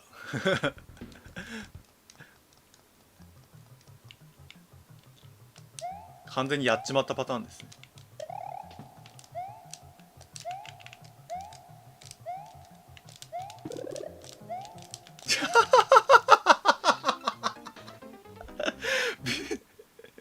今ね微妙に届かない。微妙にね届かない。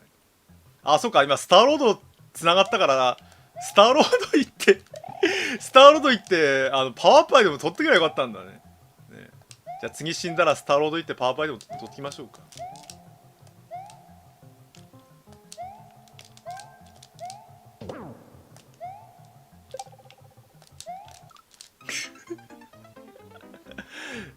取ってきましょうか。せっかくスターロードつながったんでね。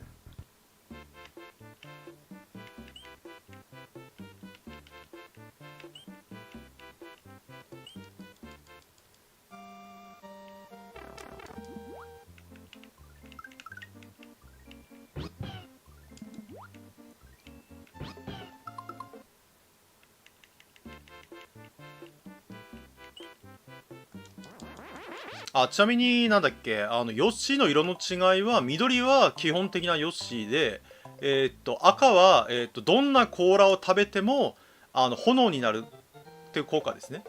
で青はどんな甲羅を食べても空が飛べる。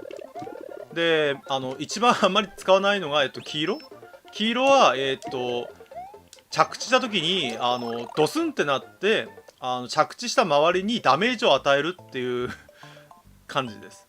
だから黄色がいまいちそのなんだっけ使わないのはその画面全体になんかダメージが入るんだったら多分すごい最強になるんですけど、その砂が目の前本当にゼロ距離ぐらいしか効果がないんで使い道があんまないんですよね。だからいまいちなんだっけ黄色ヨッシーが使えないっていう理由かな、それ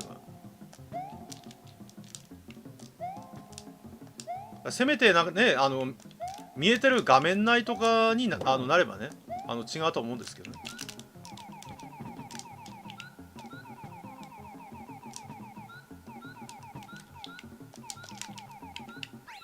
よし、これでクリアですね。さあ、いよいよ来ましたよ。いよいよ来ました。さあ、来ました。じゃあ、これをクリアすると、オールクリアですね。オールクリアです。ここどんなステージだっけ？来た。さあ、来ましたよ。ついに、ね、みんなのトラウマですね。みんなのトラウマ。ね、何回こっから落ちたか、もう数えたくないですね。そうだ、これだ。落ちたなってやつですね。落ちたなってやつですね。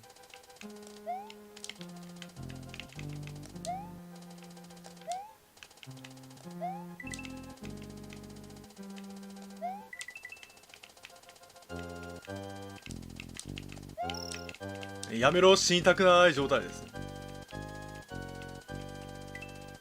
あれ、これ飛んでいけなかったっけ？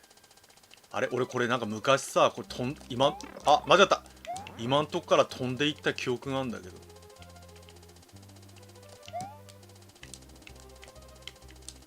いけないか。危ね危ね。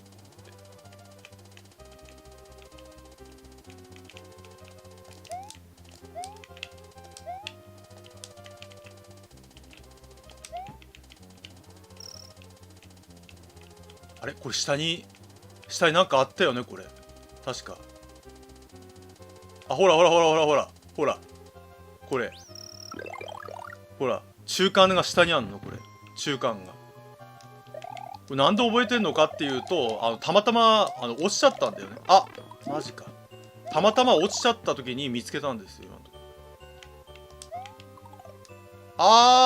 ここあれだ。マントかカノンだよ、これ。あれ？あ、来た来た。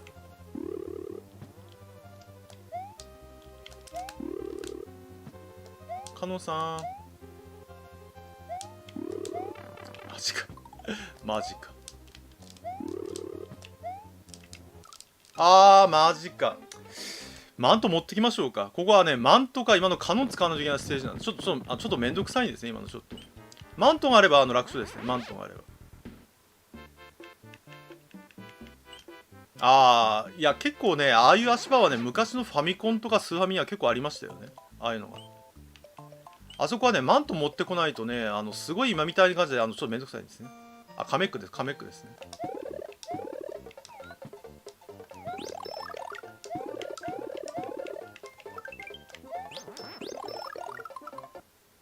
そうそう、カメックの魔法はね、狙った場所になかなか難しいんですよね。だから、マント持っていけば簡単ですね、マント持っていけば。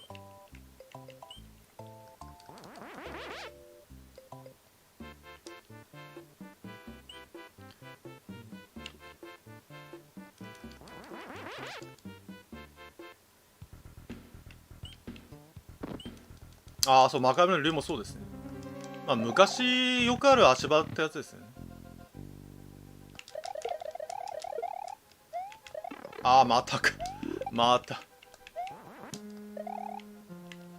ちょうどのところに出ちゃうんですね。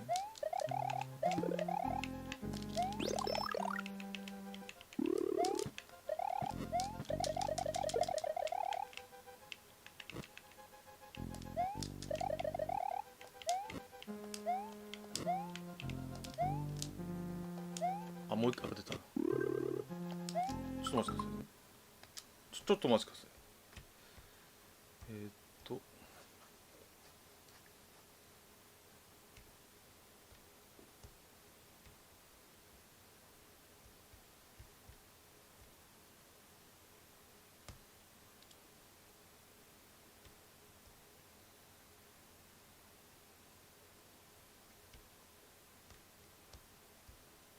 すごい仕事のメール、すごい明日の仕事のメールがどうしようこれどうしよう。今日も朝まで仕事だなこれ。ちょっと待ってくださいね。ちょっとねすごいメール来てんだ。仕方ないですよ。取引先がね20件ぐらいね倒産しそうなんで取引先が。だから今ねいろんな国のいろんな補助金とかいろんな今対応してるんで、休んでる暇がないんですね。だから取引先がねこのままだと半分以上倒産しちゃうんで、それをなんとか今防ぐために今いろいろ動いてますんで、申し訳ない本当に。OK、 はい。あ、そっか、休憩取ればよかったかな。あ、じゃあもうちょっとお待ちください。仕事は営業マンですね。営業マンです。営業ですね。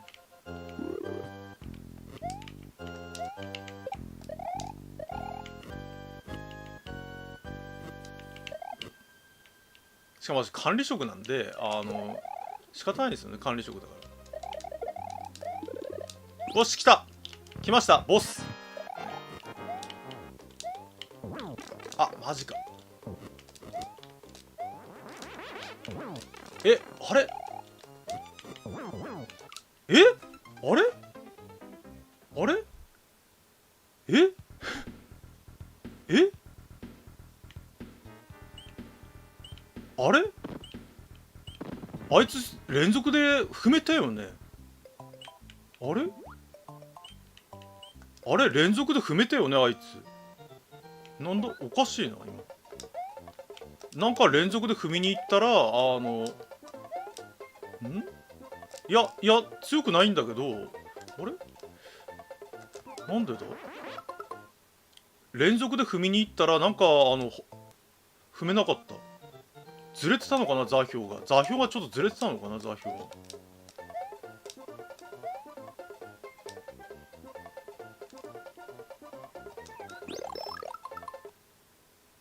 多分ね座標がずれてたかもしれない。ちょっとずれてて、それでなんかダメージ食らっちゃってるっていう状態かな。だからちょっとパニックになりましたね。普通だと連続で踏んで速攻落とすんだけど、なぜかそれができなかったんでね。できた。こうカメックですね。カメック。よし。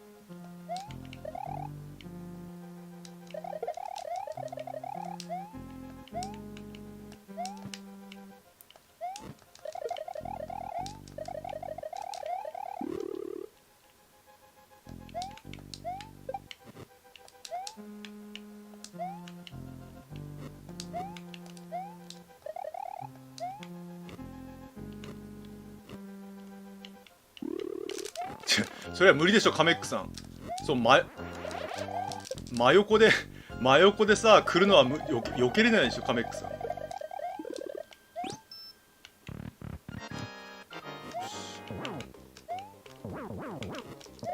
はい、簡単でしたね。ほら、はい、こんな感じです。簡単ですよ。なぜさっきできなかったのかちょっと分かんなかった。はい、ありがとうございます。さあ来ましたね。じゃあちょっと休憩取りましょうか。1時間40分経ったんでね。じゃあいよいよ最終ステージに向けて、じゃあ皆さんもちょっと休憩を取りましょうかね。休憩を、ね、ついに最後のコクッパを倒した残すピーチ姫が囚われているクッパ城のみ、無事ピーチ姫を助け出し、この恐竜ランドに平和を取り戻すことができるのか。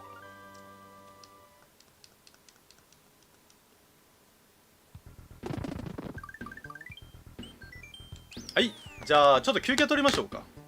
コクッパですね。では3分ぐらい休憩取りましょうかね。じゃあ次再開は、9時44分に再開しますんでね。皆さんお手洗いとかなんかお飲み物とかね、なんか食べるものとか、持ってきていただければいいと思いますのでね。よかったらお休みください。では9時44分から。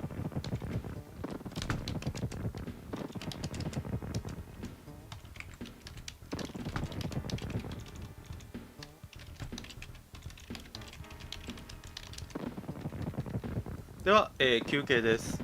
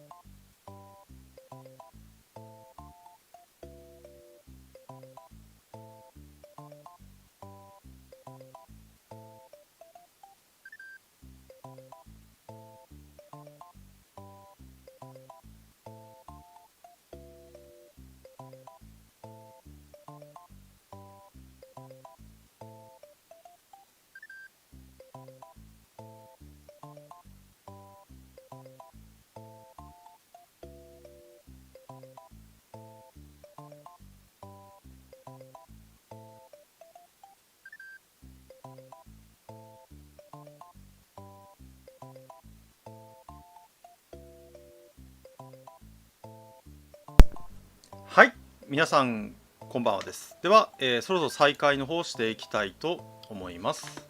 どうですか、戻ってきましたか皆さん。では、いよいよ、マリオワールドをクリアしたいと思います。一回ね、ちょっとセーブしましょうね。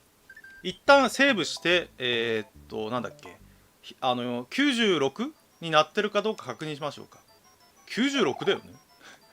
ちなみに、なんだっけ、数字思いっきり忘れてんだけど、96でいいんだよね。96で。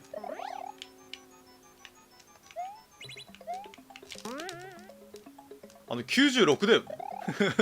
93じゃないよね。ちなみに。一旦セーブして、なんだっけ。リセットして、再開すると、その数字が見えたはずなんだよね。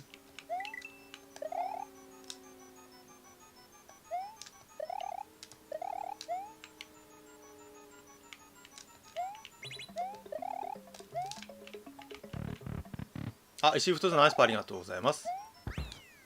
リポディありがとうございます。これで一旦セーブしてリセットしたいと思います。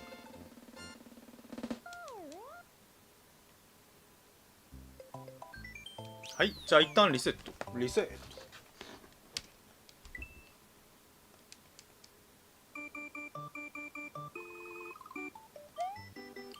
あれ 95? えあれどこだクリアしてないの。あれちょっと待って。95? どっかクリアしてないぞ。待って、どっかクリアしてないぞ。どこだどこだ何が足りないちょっと待って。どこだどこだここは終わってるよね。ここはもうないよね。どこだあと1。ここかこの辺かこの辺。この辺なんか足りなくねかったもう1個ぐらい。あれこの辺じゃねえかなこの辺。そうだからどっかまだ終わってないんだよ、どっか。多分このステージ6のどっかじゃないかな。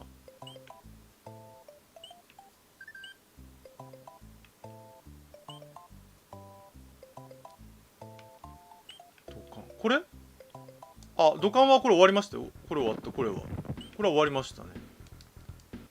クッパ城。うん、クッパ城は最後だからね。あ、今土管に行くルートはもう行きましたね。あれ、どこだ。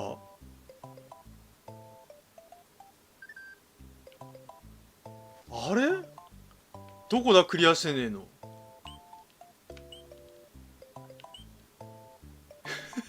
まさか迷いの森はこれで全部だよね。迷いの森は。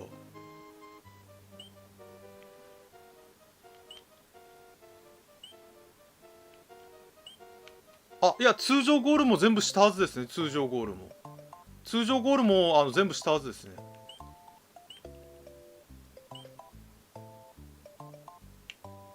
ゴール2つ。ゴ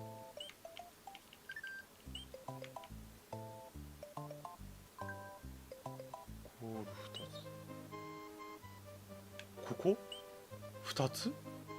あ、ここか。2つ。あ、それかな。ちょっと行ってみましょうか。それかな。前の森の2つって今気になったな。1つしか入ってないのか、もしかして。それかもしれない。グルー回れて、グルーはやりましたね。グルーはお化け屋敷の2つのゴールが気になったな。お化け屋敷の2つのゴール。2つのゴールか。2つ。あれ、ここの2つって俺も多分入ってないな。2つあるってことか。あれ、あと1個どこだ。2つあるのがここに。ここだ。多分ここだ。そうするとここだな。入ってねえの。2つあるのここに。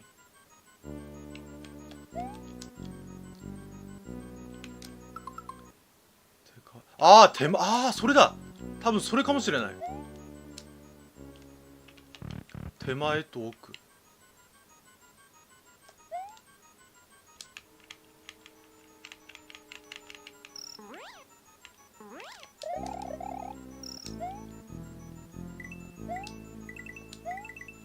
手前ってもしかしてこっち。あ、マジか。こっち。ああ、こっちはただの外れか。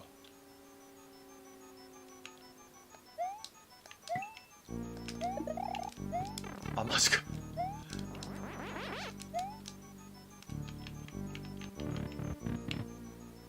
いや、クッパ城をやる。あー、マジか。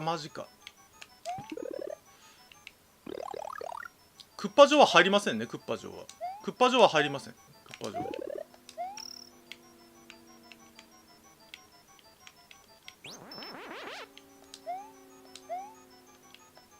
多分ここの2つかもしれない。今言った。どない成中ね状態ですね。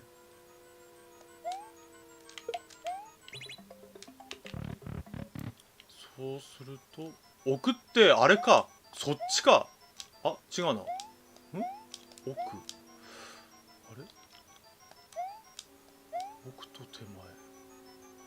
ここ今んところと。あ、こっちか。あ、この2個ってことか。じゃああれか。こっち側入ってねえのか、もしかして。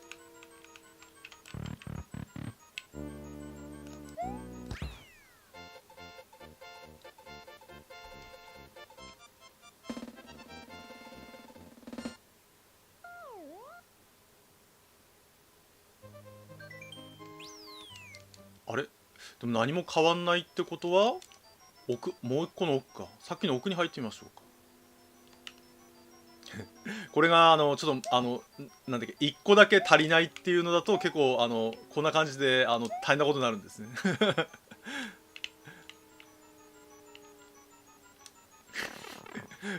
無理ですね。今やっちまいましたね。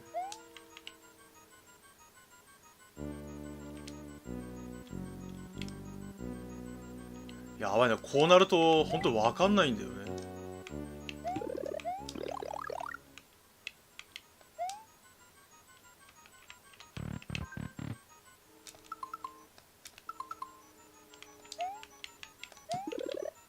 フラワー取れねえな。よし。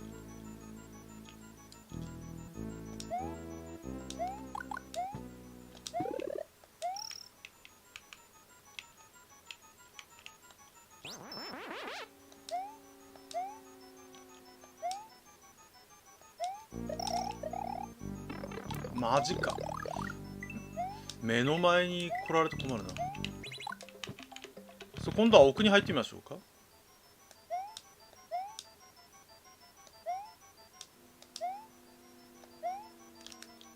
この奥。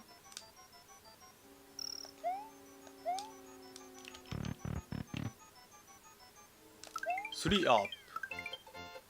これで一回あれセーブしたら一回リセットしてみましょうか。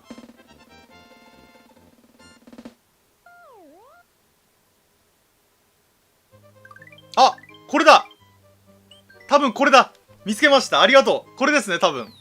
これですね。間違いなくこれですね。間違いなくこれですね。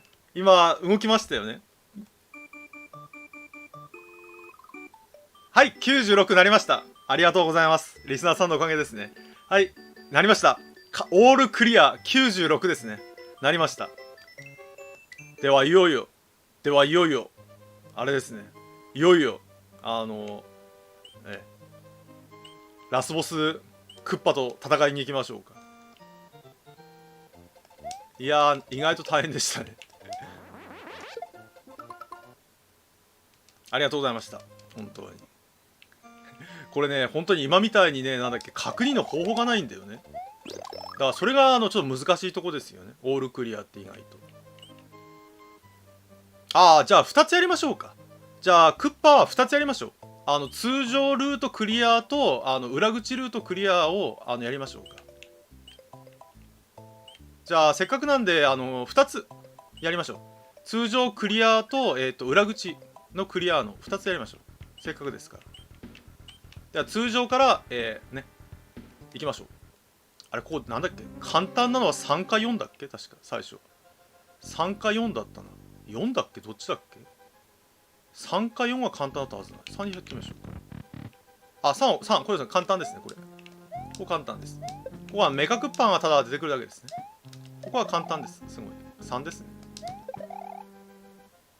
で次は7か8だっけ、確か7か8が簡単だったはずだな。7か87入ってみましょうか。あ、こんな感じ。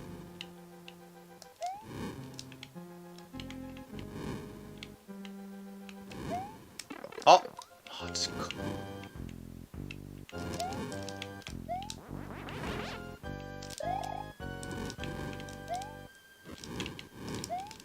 え、今当たんのかい。7はちょっとダメだな。8か。8か簡単なんだ。あ、これミラーボールですね。ミラーボール。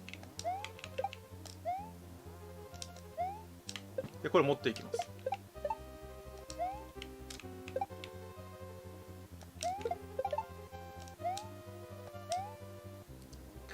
このミラーボールがまたバブルって感じですね。さあ、来ましたよ。はい、来ました。クッパとの戦いですね。これは、ね、この、ニコちゃんマークが、いいですね。まさかのクッパが、こんな乗り物と戦ってくるっていう当時のインパクトですね。ちなみに、背景が黒いのは、容量の問題でしょうね。あれ、マジか。あ、マジか。マジか。あ、じゃあ、せっかくだから裏口からも行きましょうか。裏口から行きましょうか。まさか死ぬと思わなかった。まさか死ぬと思わなかった。はい、こっちが裏口ですね。まあ、こんな感じで、裏から入るって形ですね。あ、変わりませんね。特になんか変わるんですかって、ほら、なんだっけ。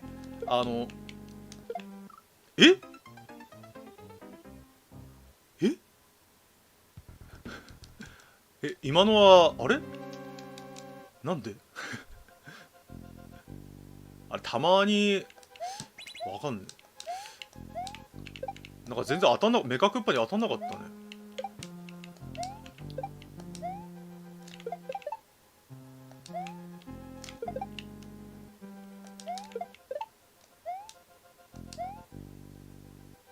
はい、なんと皆さん見てください。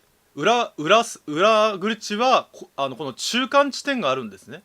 で、中間地点を切ると、こんな感じで、なんと、スーパーマリオになります。スーパーマリオに。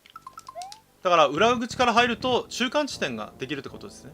だから次回再開はこっからになります。次回再開は。さあ、じゃあちゃんと戦いましょうか。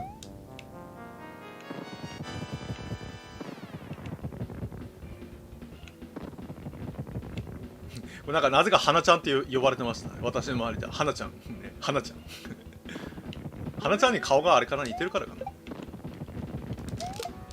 あ、マジか、またやっちゃった。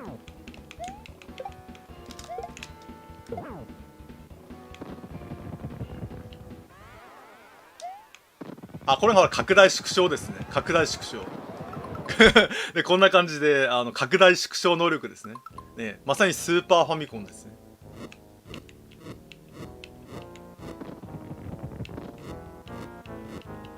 これがファミリーコンピューターとの違いってやつですね。ヘイループですねねね、これ当時話題になったのはさ、あんな狭い中にさ、ピーチ姫とさ、メカクッパが入ってんのがねたくさんなんかぎゅうぎゅう詰めだよね、なんかね、これまで入ってるからねね、中ぎゅうぎゅうだよね。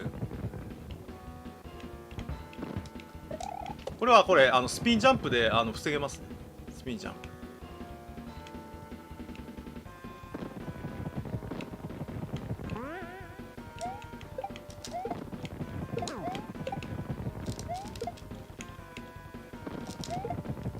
ああ、やっちゃったやっちゃったやっちゃったぜ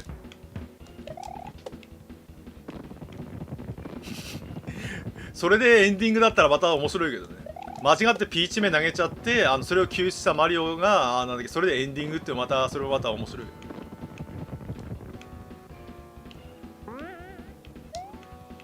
ああ、マジか、またやっちゃった。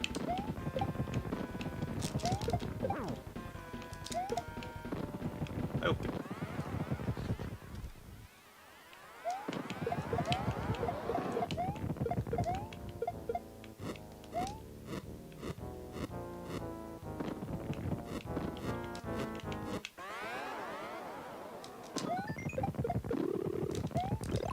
さあ、次にグレート花ちゃんですね。めっちゃ怒ってる。絶対プロペラが曲がると思うんだけどねで絶対プロペラ折れると思うんだけどね、絶対。はい、終わり。はい、クリアしました。なぜ死んじゃったんだろうね、さっき。はい、クリアしました、ね、いやー、20何年ぶりにクリアしましたね20何年ぶりに、ね、これで今度のマリオの冒険は終わりです。ヨッシーの仲間も加わってピーチ姫との楽しいバケーションが再び始まります、ね、ヨッシーアイランドでのバケーションですね。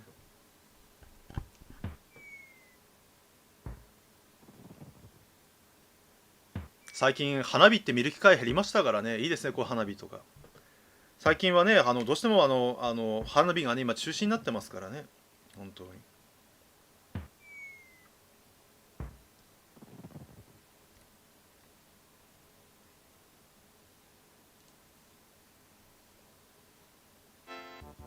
あ、いいですね。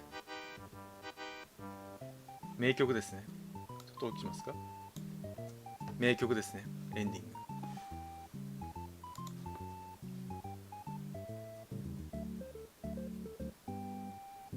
面白いですね。スーパーマリオブラこのワールドはね、やっぱ面白いですね。今やってもなんだっけ、こう楽しめるっていうのはやっぱ素晴らしいですね、本当に。だからほら海外勢とかでなんだっけ、やり込みの方とか RTA とかもそうですし、あとはなんだっけ、スーパープレイとかやってる人がいっぱいいるのはやっぱそれだけ面白いからですね、やっぱり。今やっても全然面白いと思いますよ。だから今の多分小学生とかにプレイしていただいても十分楽しめると思いますね、本当に。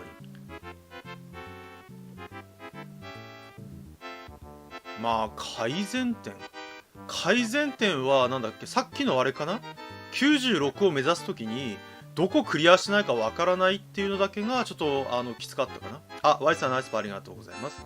だからなんだっけ、残り何個とか、そういうのちょっと欲しかったかな。あ、これすごいんですよ。これ関わってるクリエイターが今トップクリエイターの方ばっかりなんですね。なんでかっていうと30年前のソフトなんで、当時例えば20代だったら今50代なんで、今のトップクリエイターの人がいっぱい関わってるんですね。当時30歳だともう60歳なんですよ。だから関わってる人が。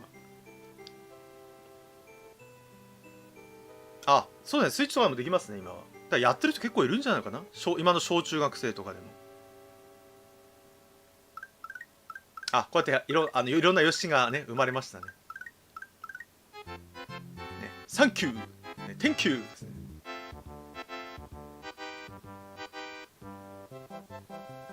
あ、いいですね。これ敵のキャラクターの紹介ですね。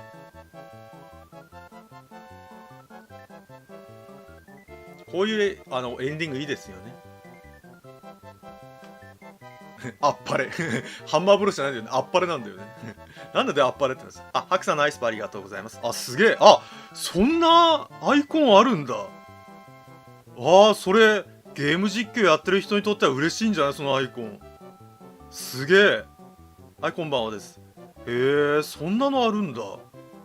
それ初めて見た。へえ、面白い。めちゃくちゃ面白いね、そういうの。YouTube のライブやってて面白いのが、そういうのなんだっけ、いろんなのが発見できるの面白いですよね、本当に。なんかそれちょうどクリアすぎに使っていただくとすごい嬉しいですねで、ゲームクリアすぎにそのアイコンだとちょっと嬉しいですね。やったーやったーって感じで。その敵のキャラクター紹介がいいですね、本当に。あ、ちなみに初見さんとかご説明すると、私はすべて、実機、なんだっけ、アーカイブとかスイッチとかそういうバーチャコンソール使わないで、基本的に全部実機でプレイするゲーム実況になってます。だから今回はスーパーファミリーコンピューターの実機を使ってのプレイになってます。画質がすごくいいのは、RGB ケーブルって言って、当時のパソコンにつなぐケーブルを使って今画面に映してますんでね。なのですごい画質が良くなってます。で、任天堂のソフトをね、すべて、プレイする。クリアが無理なゲームもありますんでね。すべて、プレイするという企画になってます。で、今回は、スーパーマリオワールドを、オールクリアするという企画になってました。で、終わりませんよ。で、これで終わりません。今日は、1時間ぐらいで終わると思い、まあ2時間かかっちゃったんですけど、1時間ちょっとぐらいで終わると思ってましたんで、もう1本やりますので、ご安心してください。あ、これがコクッパのファミリーですね。ね。ザ・エンドってねって感じですね。ああ、なんだっけ、まだ終わりませんよ、今日は。はい、じゃあこれで、マリオワールドは終わりです。で、じゃあ次も早速やりたいと思います。で、次はゲームボーイですね。では、ゲームボーイのソフトを、スーパーゲームボーイ2で、起動したいと思います。じゃあ、これあれだもんね。これで終わりだもんね。では、ちょっとお待ちくださいね。じゃあ次は、ゲームボーイのソフトを起動したいと思います。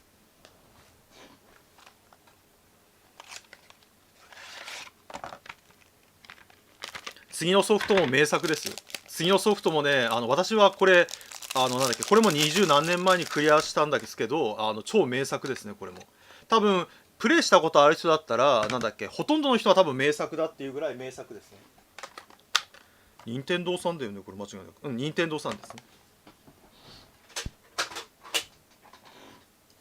ああ、やってた。ちょっと待ってくださいね。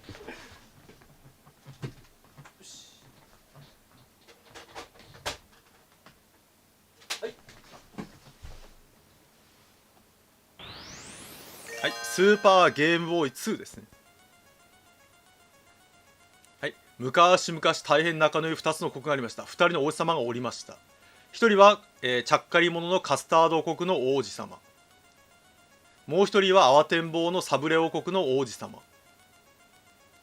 2人は小さな頃から何をやってもライバルでした。これはそんな2人の王子様の冒険の物語です。そう、これはもう多分やった人ならほとんどの人が名作だっていうゲームですね。じゃあちょっとカラーパレットいろいろ変えていきましょうかね。確かカラーパレットはこれ自分である程度いじれるんですよね。あと背景もいじれるんですね。背景何がいいですか。あ、これは何もないですか。これは機械的なものですね。ああ、なんか南国っぽい。どれがいいかな。機械的なものが多いんですね。なんかこれはこれで面白い。ジャングル、海。あ、これがいいんじゃないかな。宮殿で、カラーのちょっと配色いじりましょうか。これなぜか主人公の肌の色がなんかちょっと変なんだよね主人公が。これでいろいろいじれますね。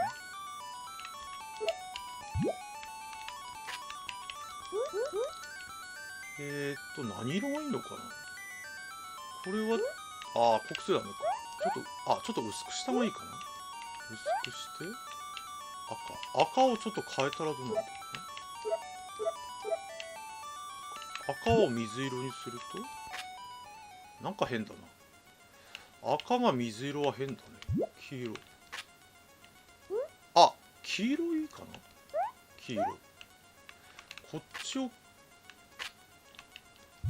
これね、白黒のゲームボーイなんでちょっとこういうのを変えないといけないんですね。いろいろなんか変だな。なんか変になっちゃったちょっ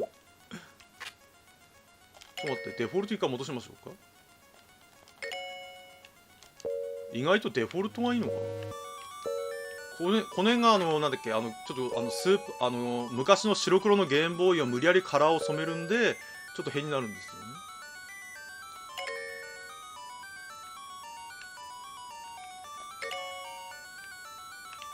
なんか出てた記憶があるんだ。何かそういうので。なんかこれがいいのか。これがなんかこのデフォルトがなんか意外と良さそうですよね。このデフォルトのやつが。カラー、カラーっていうか4色ね。4色のカラーリングがつくっていう形ですね。これでいいのかな。これでいいのかな。意外と。じゃあこれでやっていきましょう。では始めていきたいと思います。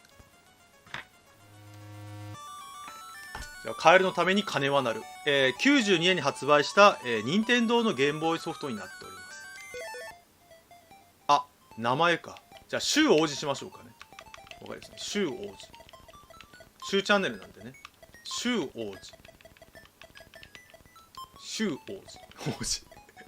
あとどう考えたって、なんだっけ、王子っていう年齢じゃないって話ですね。ね、はっはっはっはっはですね。このノリがいいですよね。ちょっと待って、ちょっとだけお待ちください。ちょっとだけお待ちくださいね。ちょっとだけ。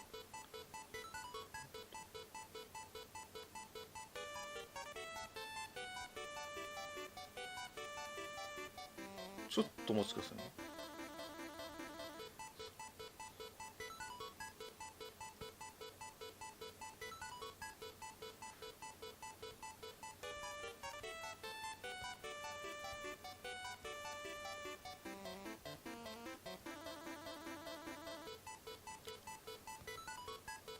はい、OK です。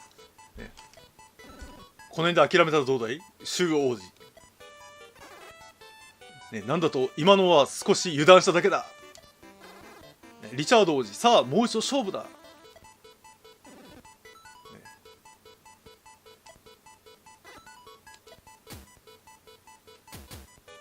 ユウっていうのが私の主人公ですね。ボロ負けですね。ここはカスタード国のフェンシング道場。フェンシングなんで武器がフェンシングなんですね。ただいま、練習試合の真っ最中。サガ2もありますね、もちろん。試合を行っているのはこの国の王子リチャードと、隣の国のサブレ王国の、周王子の2人。2人の王子は幼馴染で永遠のライバルでした。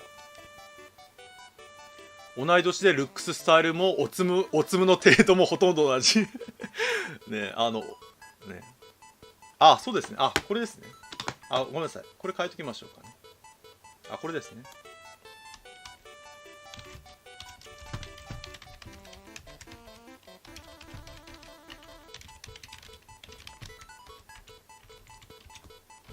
はい、すみません。おつむっていうのはいいですね。でも武術だけは、リチャードになぜか勝てないシュウでした。または僕の勝ちだ。なんでカタカナなんでしょうね。56勝0敗だ。ボロ負けですね。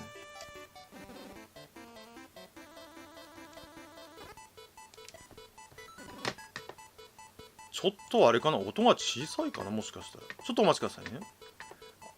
スーパーゲームボーイにするとね、なんかちょっと音がちっちゃかったりするんですよね。あ、このぐらいでいいですかね。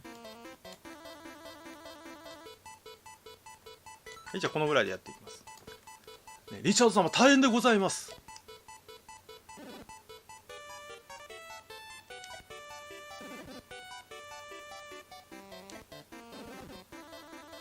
ね、我が国と友好関係にある、ミルフィーユ王国が、ね、突如現れた謎の軍団ゲロニアンに襲われて、すごい名称ですよね。ね、ゲロニアン、ね、占領されてしまったということなのです。何、ね、ミルフィーユ王国といえば、ね、絶世の美女と噂の高い、ね、ティラミス姫が治めておられる平和な島国。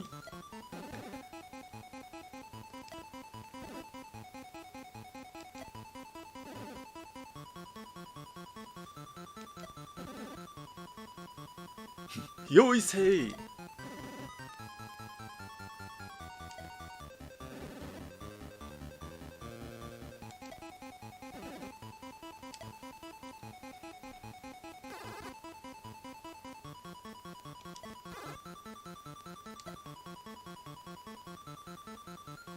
ノリがね、すごい、なんだっけ好きなんですよね。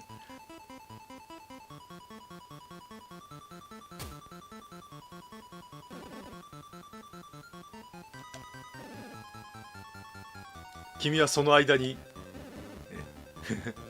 いいですね。このなんかね、なんか王子様的な感じがいいですよ。置いてかれましたね。ね。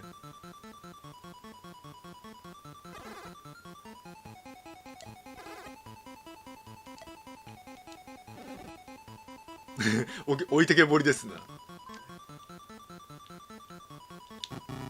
そっちに行っても船はありません。このゲームね、すごい優しいんですよ。あ、船ありましたね。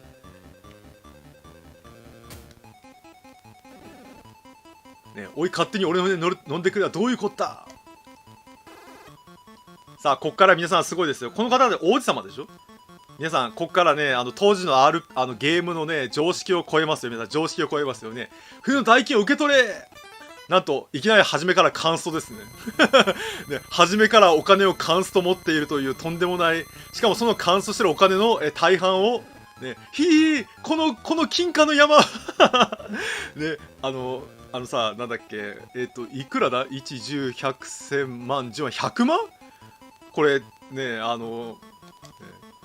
飛んでっちゃった。ね。はあ、私はサブレ国の王子、シューでサブレ。愛しみな金に糸目つけ、いや、さ、だからここで、お金使いすぎじゃないのかね。ね、100万でも置いてったら、喜んで船、置いてくれ、乗せてくれたんじゃないかな。ね、金に物を言わせた金持ち王子シュー。ね、リチャード王子に先を越され、悪の軍団ゲロニアンから、なんか、この辺見ると、なんかなんだっけ、仮面ライダーの、なんか、敵の組織みたいだよね。あっちはデストロンか。トランスフォーマーもそうか。ねね、さあ、物語の始まりですね。今、海に落ちたよ。今、海に落ちたよね。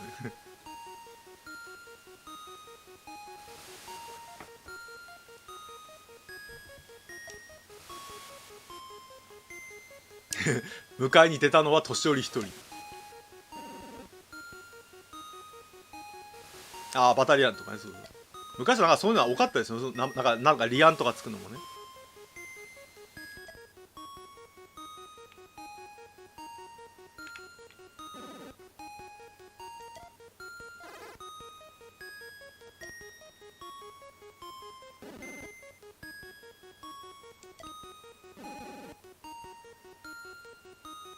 姫様の聖なる力で平和に暮らしてたってことですね。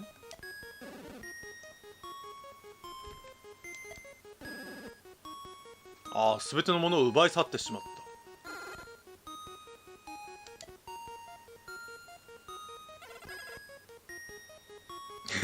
エクレア宮殿、なんかすごいなんか甘い名前ばっかですね。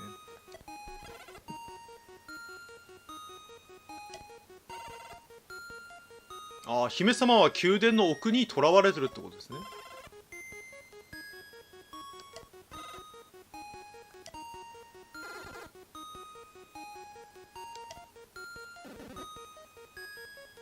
まあよくある話ですね。よくある。でこれがメニュー画面ですね。パワーは攻撃力ですね。スピードは攻撃回数、アーマーは防御力ですね。ジャンプはそのジャンプできる高さですね。でこれがホールドっていうのは装備ですね。今剣なんだっけ、フェンシング用の剣を装備してます。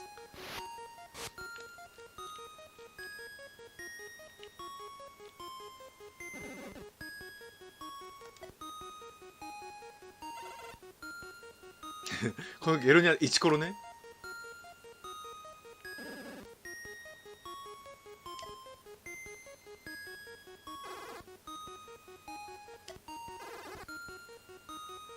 わっはっはっはっはです。はは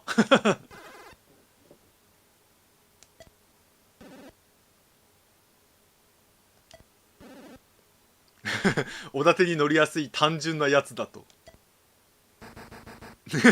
ね、なにいいですね。このなんか大きくなる文字がいいですね。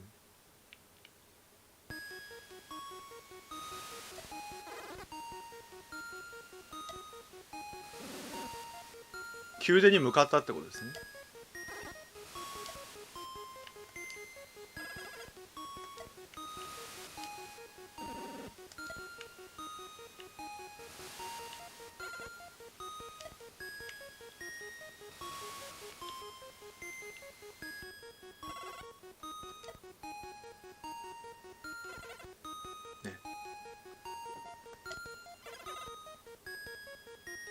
またおだてられてんのかね。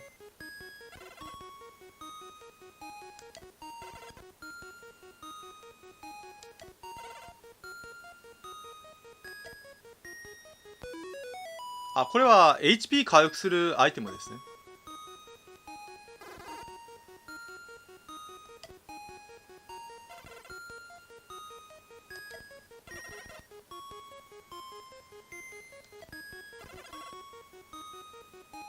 でもさ、これ昔から一つ疑問があるのが、王子様ってこれどう見ても多分小学生か中学生ぐらいでしょ。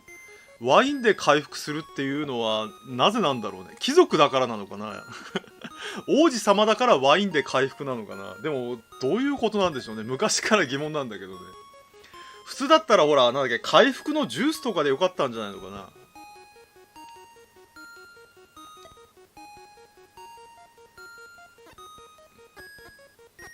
ね、おー、ね、今猛烈に感動しておるぞ。これちなみにこれ元ネタはあれかな。なんだっけ、なんだっけ、あのあのなんとか40っていうアニメがね、80年代にあったんですよ。草尾さんと矢尾和樹さんが主人公のアニメがあったんですよ。あれも確かおお猛烈に感動しているとかそういう感じでしたからね。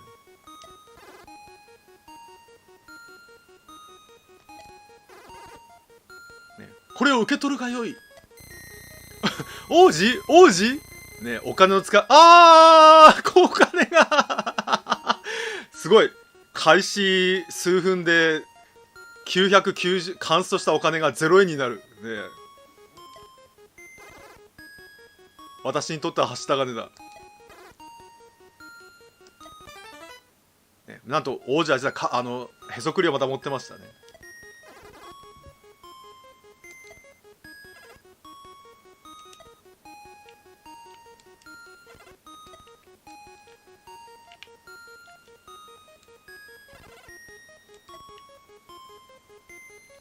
はい、お疲れ様でした。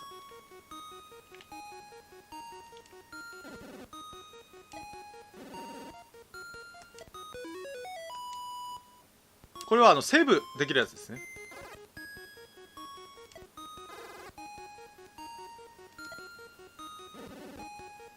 あ、まっすぐ行けばエクレア宮殿ってことですね。デラーリンという化け物で最上階で春まで眠っているという話。あ、これがキーワードですね。なぜか春まで眠ってるってことですね。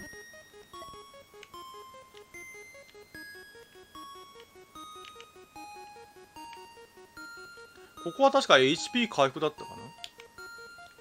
病院とか苦しい。あ、確かにね、この頃はなんかザ勇者的な主人公が多かったから、こういった主人公は少なかったですね。これは回復のワイン、これがセーブですね。セーブは2つできますね。あ、消えてないですね。これはなんだっけ、バックアップの電池、なんだっけ、ゲームボーイのバックアップの電池を交換して、なんだっけ、テストプレイしたやつですね。消えてないですね。これ今1日目ですね。これどんどん日付が経っていくって感じですね。よし、じゃあ行きましょう。あ、看板が港町シーミズ。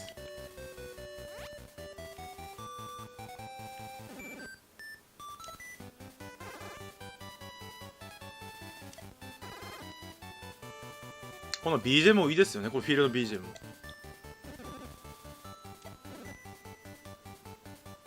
あれこれ倒せないんじゃなかったかな。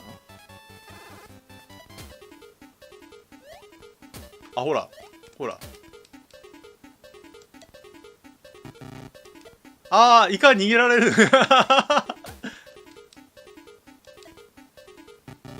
ブブー。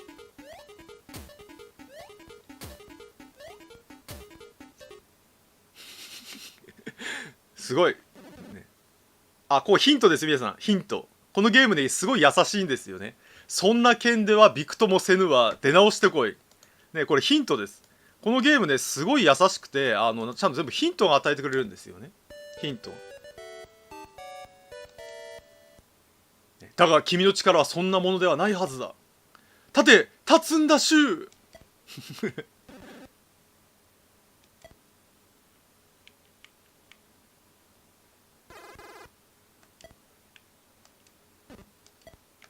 なので、どっからか剣を手に入れてこいってことですね。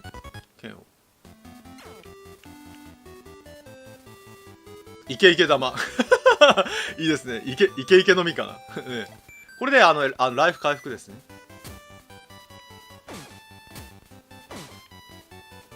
だからまず剣を手に入れるってことですね。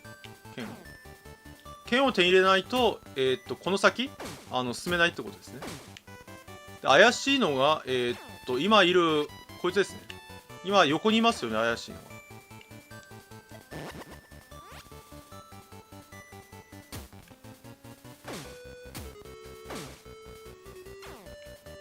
が。あ、ね、これうまいんですよ。これ見てください。これちゃんとね、ライフギリギリな、ちゃんと持つんですよね。これライフがギリギリ。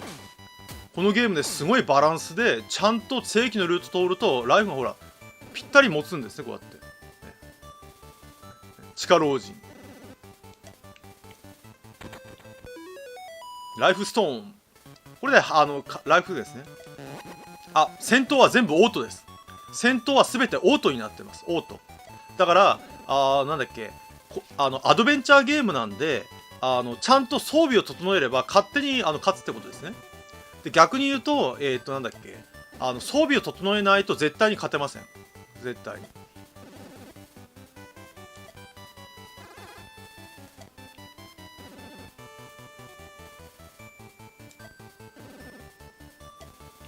ヒントですね。さあ、聖堂の剣をゲットしましたね。ね、いいですね。弱い敵を一撃弾き飛ばし、さらにゲロリアン兵ともまともに戦えるはずじゃ。あ、ほら、こんな感じですね。はい。ね、弱い敵がこんな感じ飛んできます。いいですね、このノリが。さあ、じゃあ行くぞ。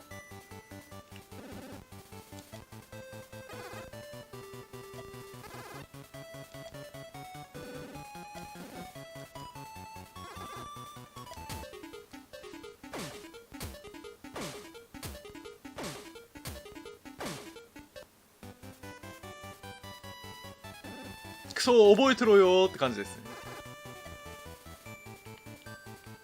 あ、何か落としましたね。マップ。このマップはアイテムとしてお使いください。メタ的なやつですね。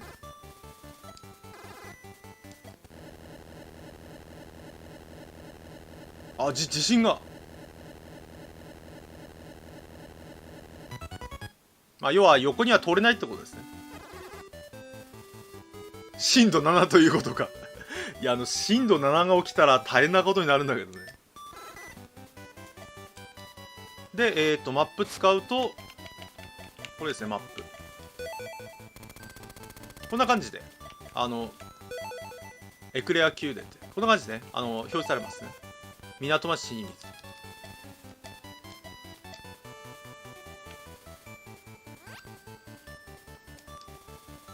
で、北はエクレア宮で南は清水がありますってことですね。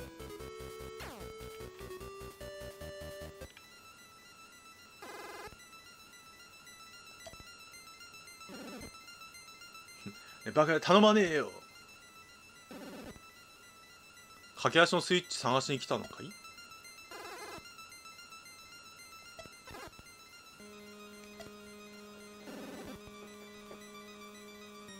あ、リチャード王子も聞いてたって。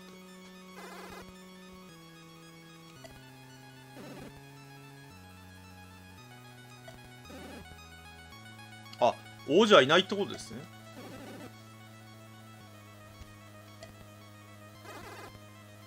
だから次に向かうのがこれ城下町って教えてくれてますね。ああ、ただ駆け足を外したから城下町に行けないんですね。左に行けば駆け足のスイッチがある。で、駆け足を、スイッチを守ってるのが強いってことですね。で、今の私の状態では勝てないってことですね。お堀を泳いで渡るよ。さて、ここが面白いですね。さて困った。実は王子は金槌ってことは泳げないってことですね。主人公はこれ泳げないっていうのがキーワードですね。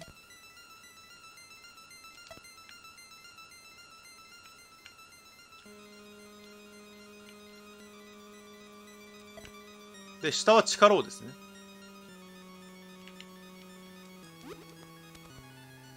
で、あれが今の状態では勝てないんで、なんとかして勝つ方法を見つけろってことですね。で、下にある岩もこれまだ運かせないんですね。これも。運かせないから、これも運かせたら、地下牢にね、行ける方法が出てくる。で、これがジャンプですね。これがジャンプ。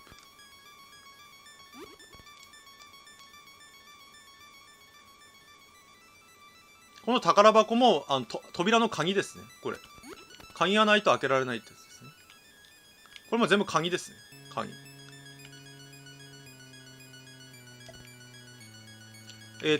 スペードとか、なんだっけ、これダイヤとか、クローバーとか、その鍵を手に入れたら、先に進めるってことですね。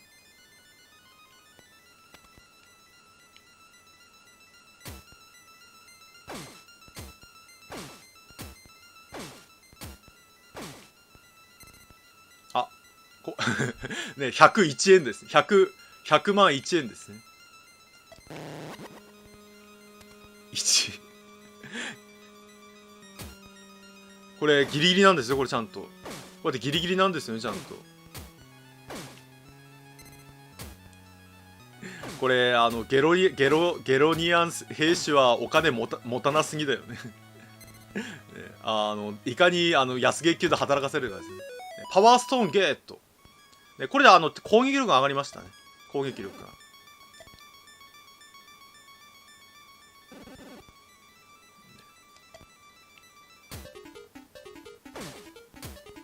はい、こんな感じでギリギリなんですね。はい、こんな感じでギリギリなんですよ。ギリギリ。だから、なんだっけ、いろいろちゃんと揃えていかないと倒せないってことですね。で、これ落ちたら死にます。落ちたら。金槌なんでね。だからさっき、回復したでしょ？回復して、こう、ギリギリ、倒せるってだから謎解きみたいなもんなんですね。どっちかっていうと。だから、なんだっけ、この辺が面白いとこですよね。だから、なんだっけ、そう、だから、すごい調整が本当に素晴らしいんで、なんだっけ、ちゃんと揃えていかないと倒せないし、逆にちゃんと揃えたら、そのなんだっけ、アクションとかそんな苦手でもなんとかなるってやつですね。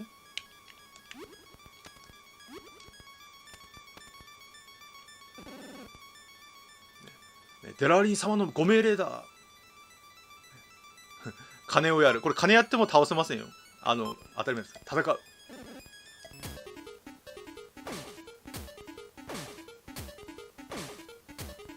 はい、こんな感じですね。ね、ギリギリ。ね。ギリギリ倒せるってことですね。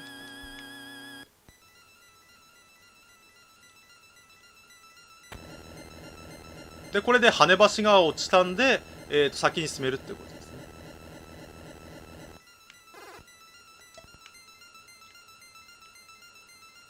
このゲームは本当にそういう細かいバランス調整がすごいですね、本当にだから。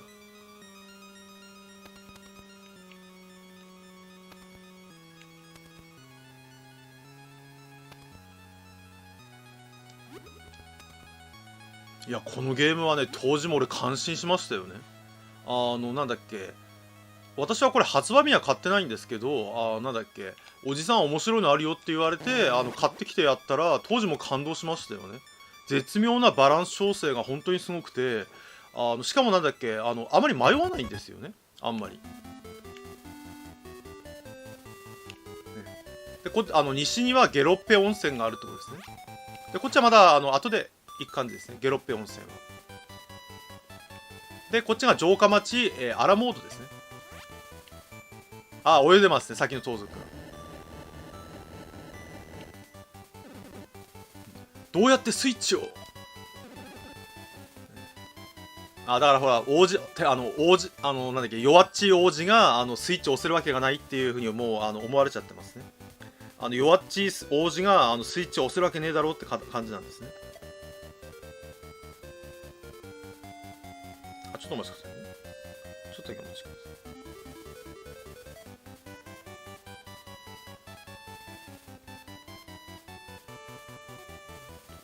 はい、OK です。盗賊の方が早いですね。そう、夢を見る島もやりますよ。カラー版持ってますんでね。やりますよ。夢を見る島も、カラー版持ってますんでね。ここは城下町ですね。ひそひそひそ。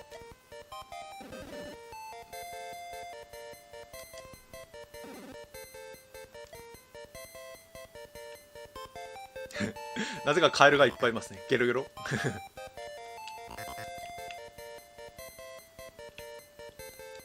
ゲロゲロ。ね、ミルフィールタイムズ、ナンバーワン。王子城下町に到着。何かを隠す怪しい人々。いいですね、こういうノリが。誰もいませんね。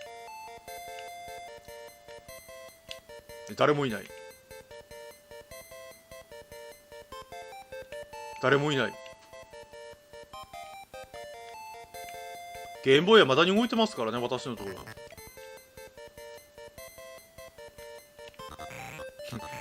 ゲロゲロゲロゲロ。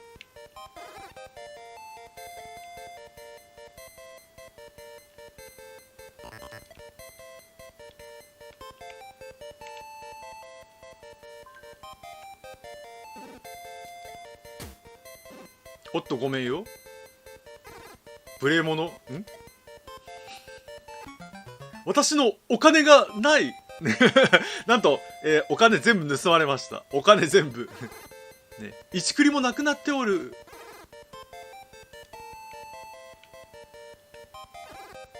ねえ、金返せ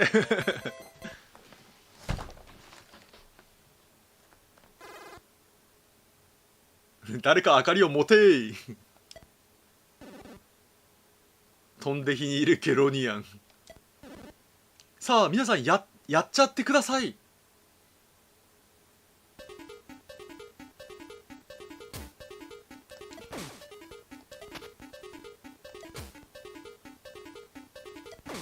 ケボンまだまだボコグエう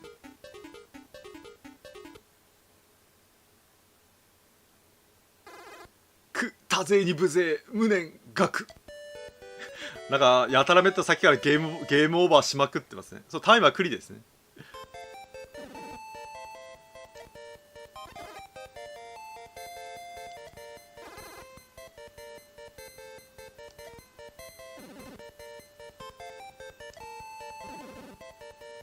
さっきの盗賊の名前がジャムですね。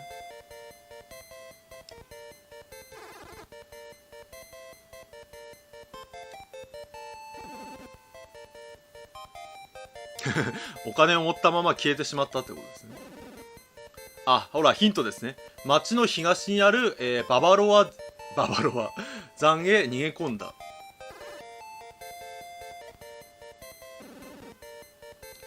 町の南から続く、ハイキングコース。ただ化け物はうろついてるってことですね。で、頂上には伝説の魔女、マンドラが住むと言われている。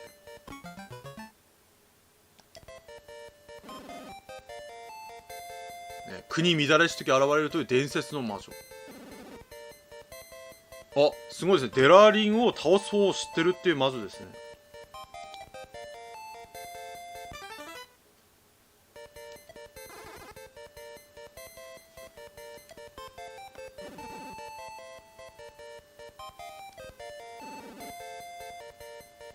あー、ババロア山にはすでにリチャード一行も向かってるってことですね。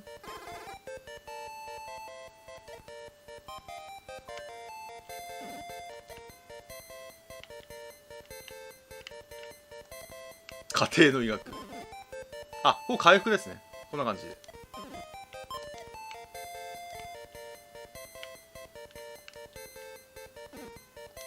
痛いよー。この頃カエルっていうと皆さん的にはクロノトリガーかな。ね、最強のカエルですよね、クロノトリガー。私クロノトリガーのカエルのテーマはすごい好きなんですよね。あれは坂口さんって言って当時のスクエアの社長がカエルが好きだったから採用したやつですね。だから当時のスクエアの作品だとカエルっていうのは結構出てきますよね。なるほど、中に入れないんですね。そう、世界一かっこいいカエルですね。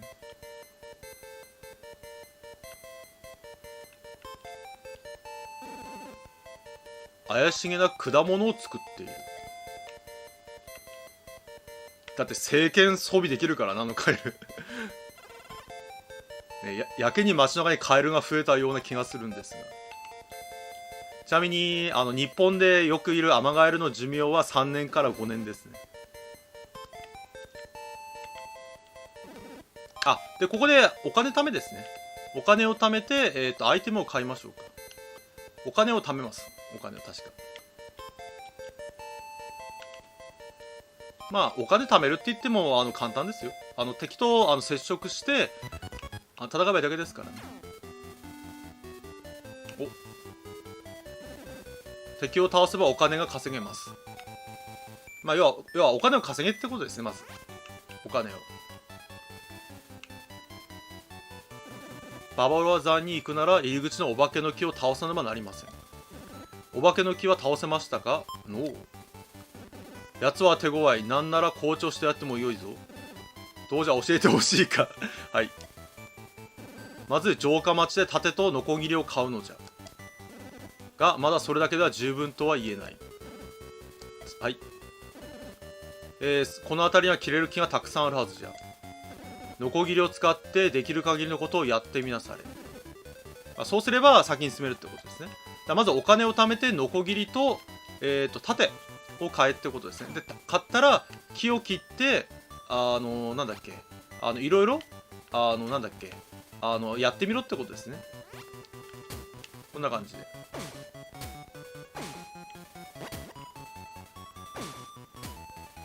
これ戦闘は全部オートです。オートで進んでます。あれです。木ですね。木が化け物の木ですね。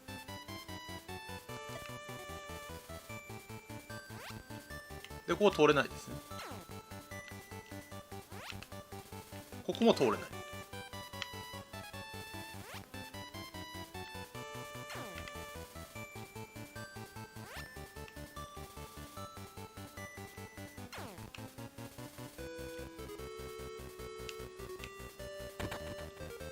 あ、現金50クリ、ね、いいですね。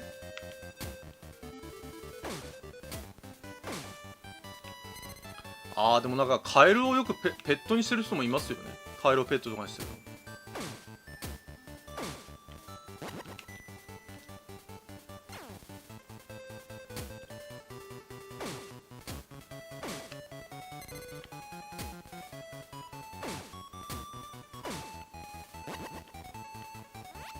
盾って値段いくらだったっけ見てこなかったな。100あれば買えるのかな、盾。ちょっと見てきますか。値段見てこなかったね、そういえ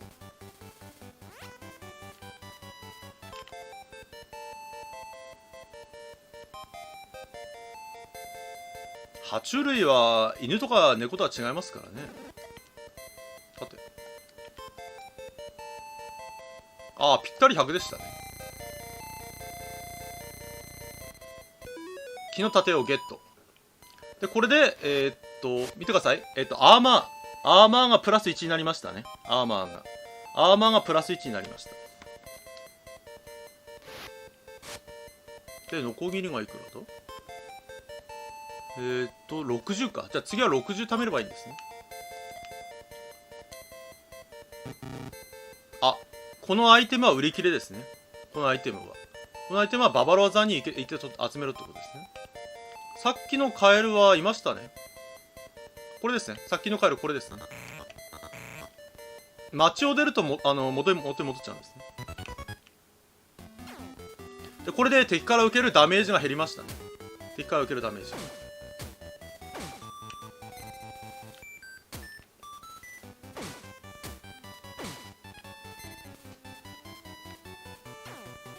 結構お金簡単に貯まりますよね。あ、はい、お疲れ様でした。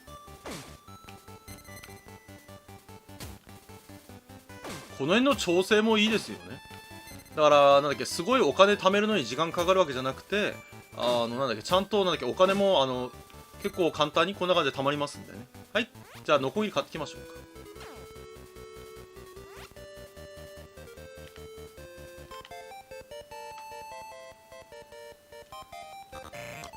ゲルゲルいいですね。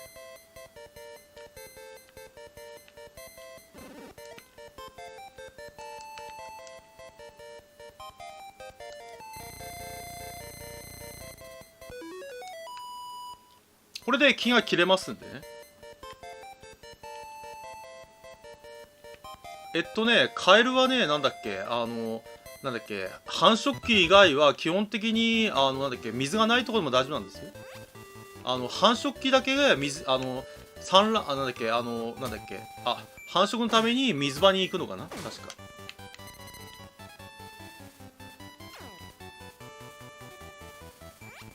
これ岩だから切れない。あの木が怪しいんで、あの木切りましょうか。この木も切っていいのか。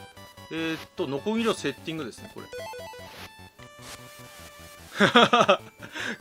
これ完全に武器だですね。どこに違う。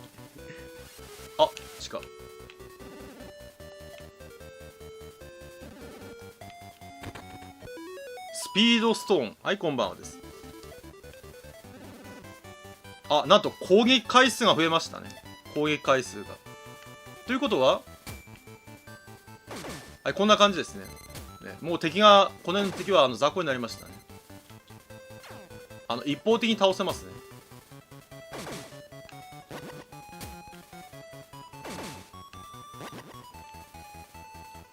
いいですね。このテンポの良さがいいですよね、本当に。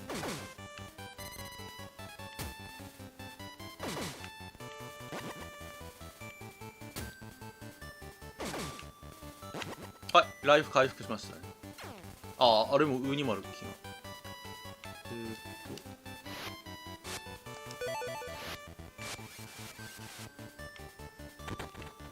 が。ライフストーンですね。だから今のこの状態で、お化けの木がやっと勝てるってことですね。この状態で。これも切れるんじゃないかな、また。切れましたね。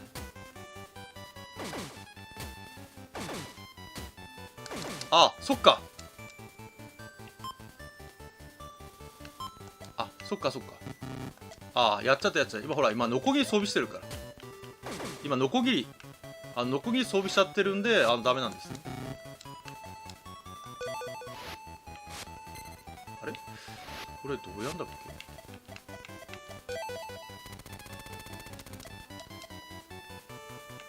ああ、そうか、 B で戻すのか。 B で。今ノコギリ持ってたんで敵倒せなかったんですね。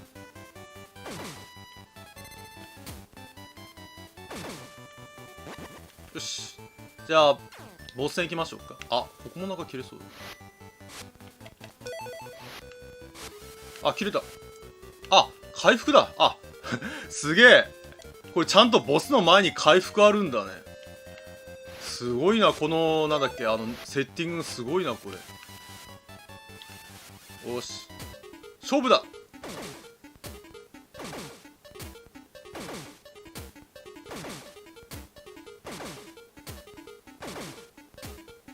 ギリギリですね。こんな感じでギリギリ倒せるってことですね。ギリギリだからライフも増やしてギリギリですね。ギリギリ。あ、セーブしていきましょうか。これでちゃんとギリギリ倒せるってことですね。ギリギリ。あ、間違えちゃった。間違えちゃった。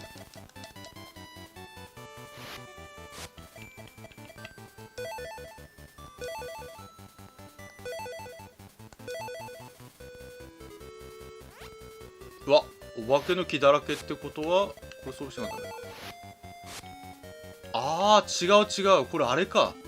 これ敵の移動に沿ってけってことだよ、これ。敵の移動。ほら。マリオみたいな感じ。マリオは、戦うんじゃなくて、まあ、勝てるけど、あれだね。1体ぐらいしか勝てないね。あ、ダメか。負けるのか。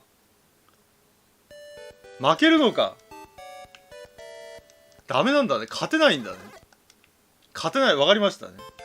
勝てないんだね、ギリギリ。じゃあ、触っちゃいけないんだね。触ってはいけない。ね、覚えましたね。ノコギリ買っていきましょうか、次。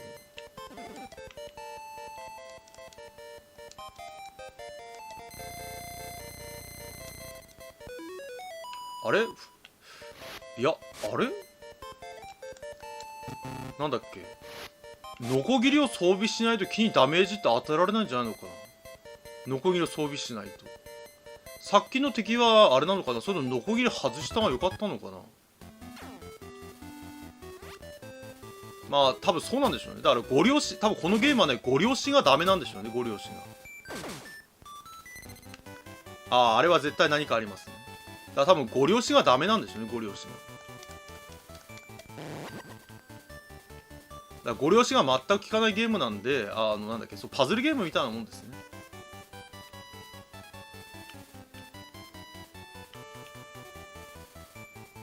あ、そういうことか。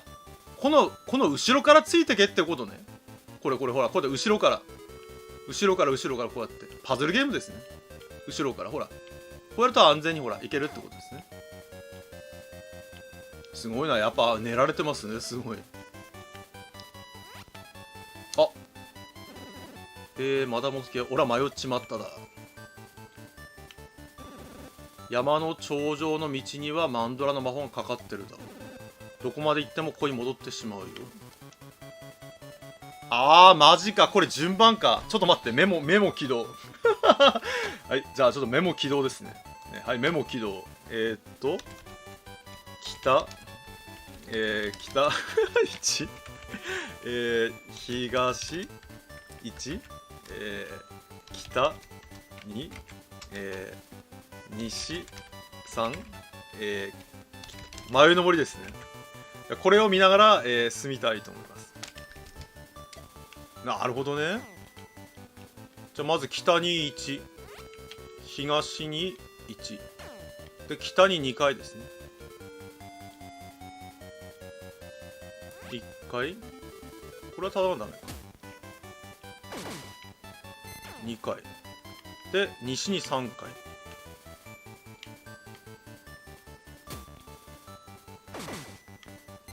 1回2回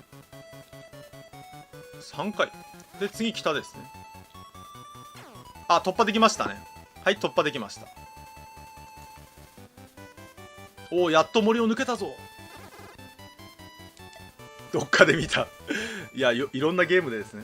幸せの木、果実一口で君も幸せ気分なんだろう、すごい怪しい匂いがするんだけどね。お、うまそうな果実が実ってるではないか。食べてみる？食べるしか済まないんでしょうね。イエス。幸せの果実を手に入れた。絶対やばいじゃん。絶対これやばいと思うんだけど、幸せの果実。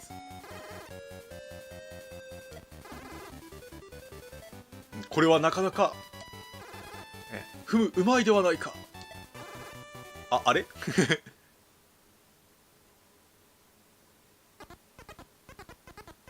なんだか頭がクラクラしてきたぞいや、絶対ダメだろ絶対ダメでしょ。あ、舌もしびれてきて目もかすれ、絶対あかんでしょこれ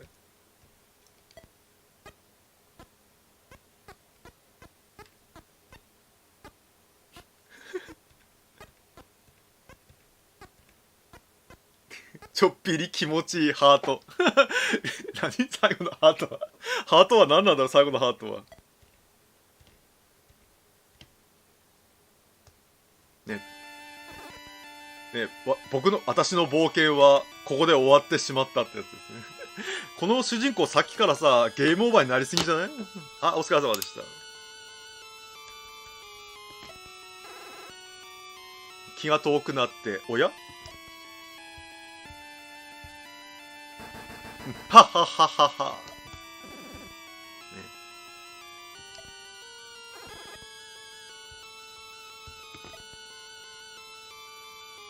あとリチャード王子ですね。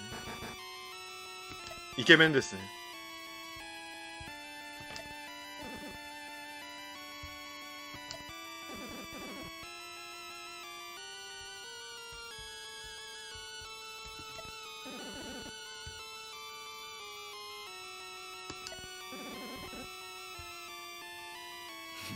ティラミスミは僕のものさ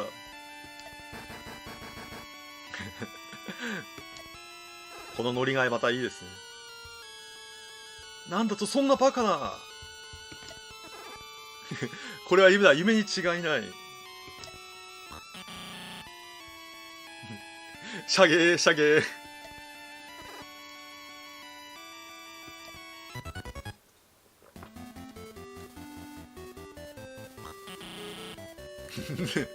このなんか面白いシャゲーシャゲー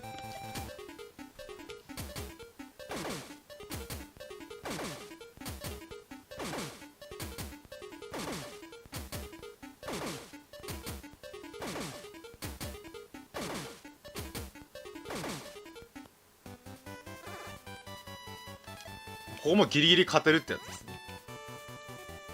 謎の鳥を追っかけていけってことです。絶対怪しいね。なんだあの怪しげな家は、ね、絶対怪しい、ね、偉大なる正義の魔女、マンドラの館なるほど、ここ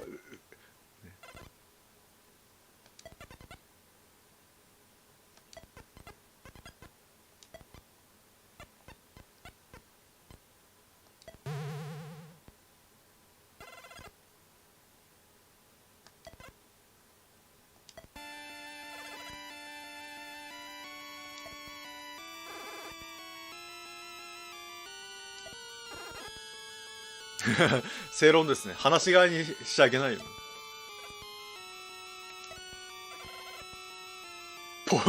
ポルナレフちゃんなんですね。どっかで聞いたことあるんですね。なんかなんだっけ、銀色の戦車を使いそうな名前ですね。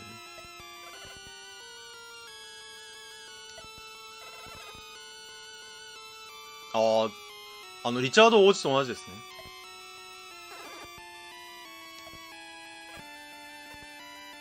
秘密じゃ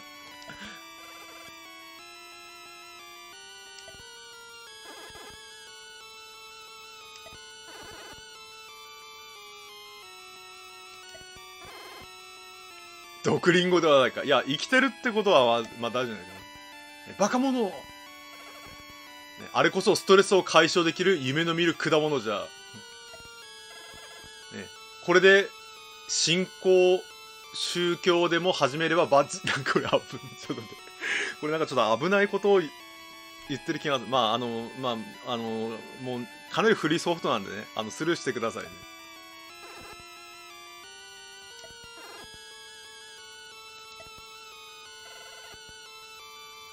みんな元気じゃ。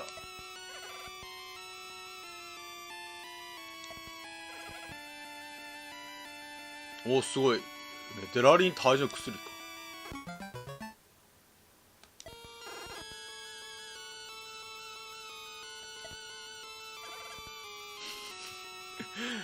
どう見てもさなんかカエルの顔が書いてある薬なんですけどねこれの上はもはや怖いものなしって言うけど、どう見ても瓶のキャップにカエルの顔があれかなぴょん吉かなあれかなど根性かなど根性かなたった絶対怪しいじゃんね。この世界でただより安いものはないからね本当に、にしといたやつほらこれを飲んでいくがよい。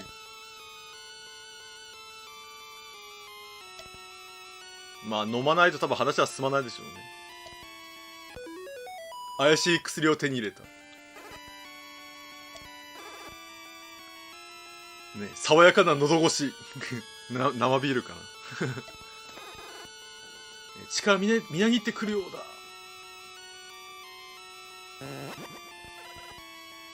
だ。ライフ回復しましたね。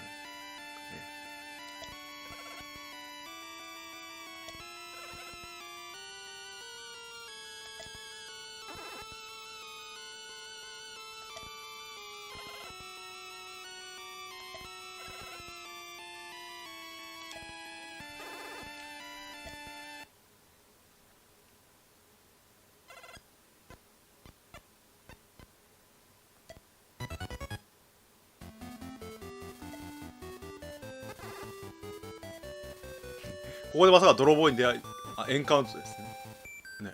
おやばい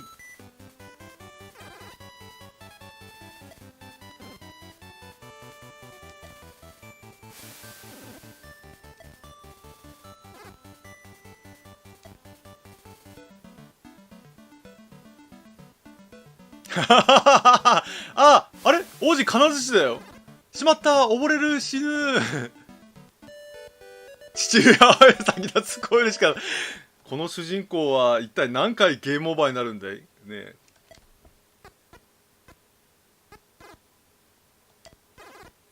え。息が苦しくないぞ。これはなんとカエル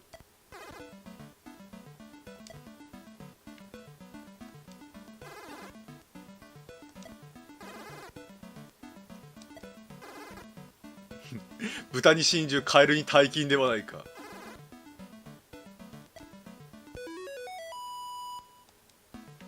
お金が100万回収できましたね。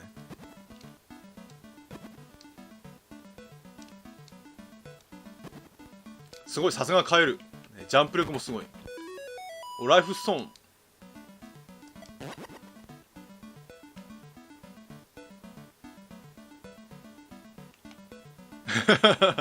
いいなこれ。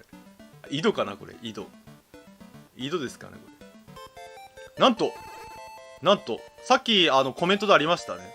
先で何があるんだろうっていうと、なんと魔法ババの、井戸と、城下町の井戸はつながってたってことですね。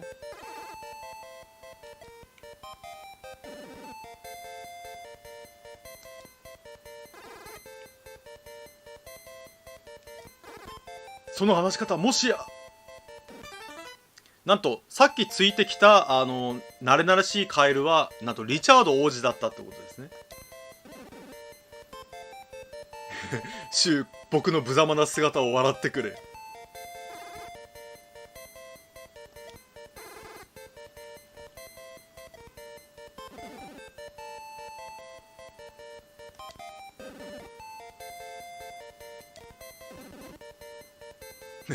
まあカエルの言葉は通じないですよね。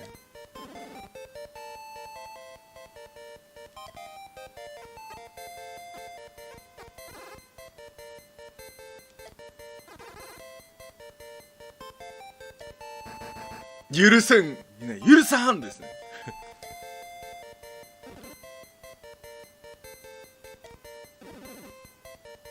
実は結構便利に馴染んでる。リチャードさんもうカエルに馴染んでるね。リチャード王子カエルに馴染んじゃったよ。もうどうすんのこれ。人の2倍ジャンプできるし、水中も平気だ。あー、ゲロリアンはなぜかカエルに親切なんだね。あ、ヒントですね。はい。なんと、要は宮殿を調べてこいってことですね。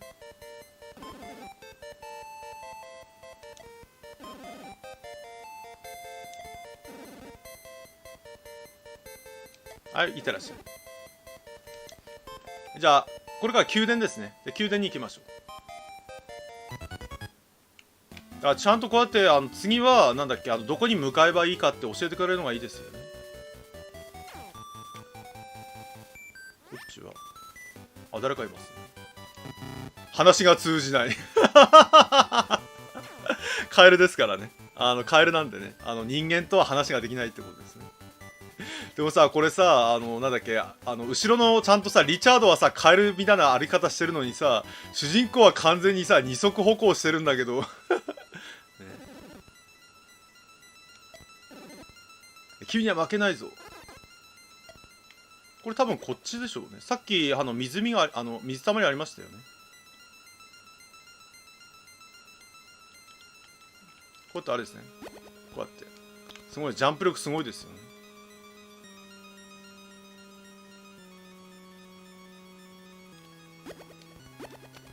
ここでしょうね。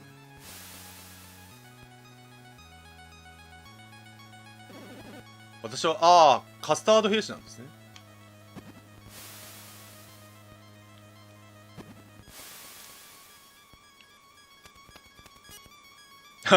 なんだろう、これ、なんかあれ、よくあるよね、こういうのが。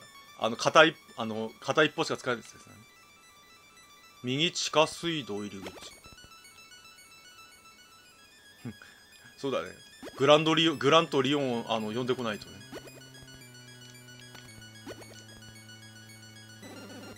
地下水道に入るためにはまずダイヤの鍵が必要です。まあダイヤの鍵手に入れろってことですね。で、ああ、多分敵と戦っちゃいけないんだね。武器持ってないからね。こっちはあれか、意味ないのか。いや、ジャンプすりゃいいのか。これジャンプしたら届くんじゃないかな。微妙に届かないの。あ、ダメなんだね。微妙に、うまいな。微妙にダメなんだ。微妙に、届かないんですよ。微妙に。これ微妙届くのか。ここは微妙届くんだ。すげえ。本当に絶妙なあれだな。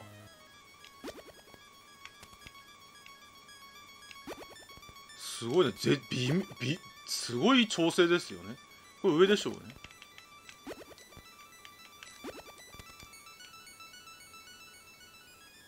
あれに当たっちゃいけないんだ。また帰るわ。ほら、やっぱ戦えないんだね。多分ステータス見ると分かるんじゃないかな。ほら、ステータス。パワー、スピード、アーマーが1ですね。で、なんだっけ、ジャンプだけが8になってますね。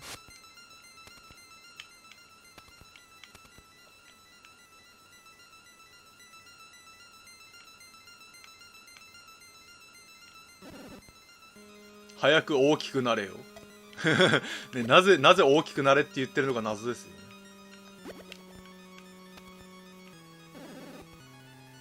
さあ、先をお急ぎください。これは落ちた場合か。これ謎解きですね。こっちからは多分いけない。ほら。だから、真ん中ですね。真ん中。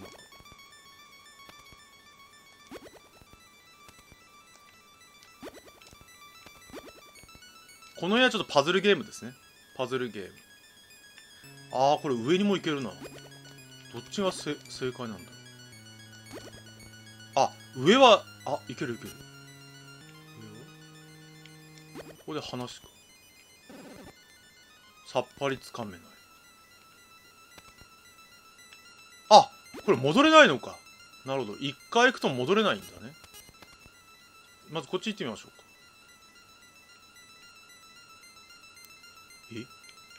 これは無理だな。無理ですね。今のところはなんかジャンプできないから上に行くしかないのか。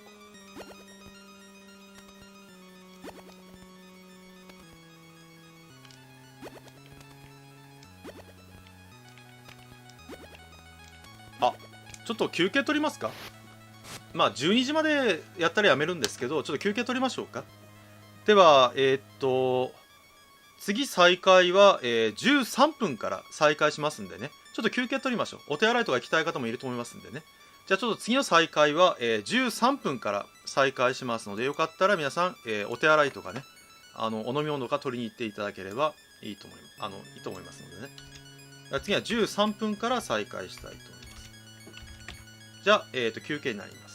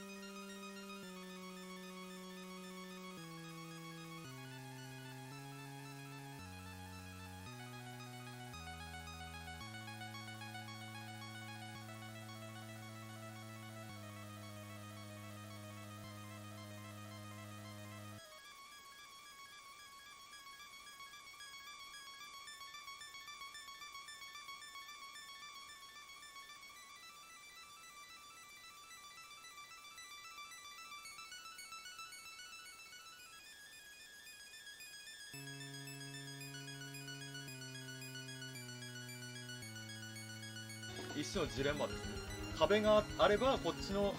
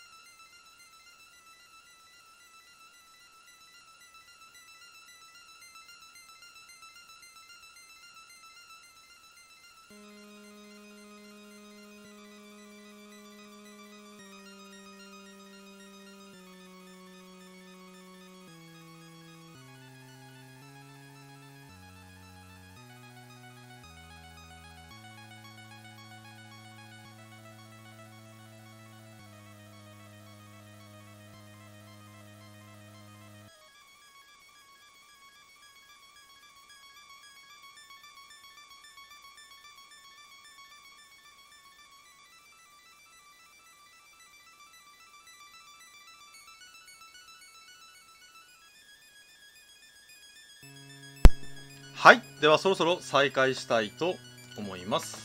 では再開したいと思います。はい、お疲れ様でした。じゃあ再開しましょう。これ上でしたね。そうすると上に、行けば先進めるっぽいですね。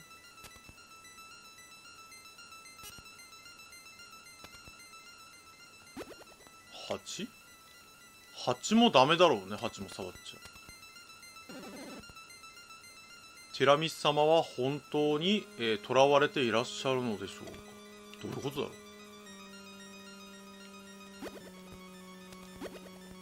あれあれ取れなくない？これ取れないですよね。あ、降りるの、落ちるのか。あれ、そうすると、あ、こっちから行くのか。あ、右に右す、あー、そういうことか。こっからこれだね。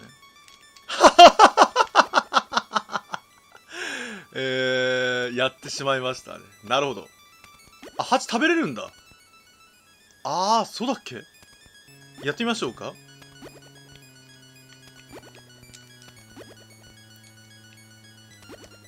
これはでも久しぶりでちょっと忘れてますね、そういうのは。じゃあ食べてみましょうか。ね、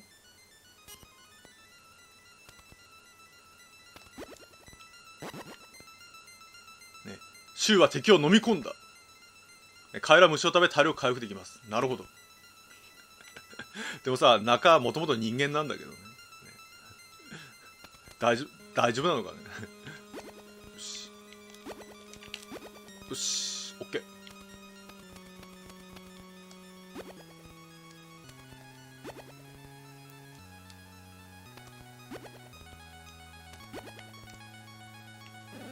この近くにゲロニアン兵の休憩所がある。上かな。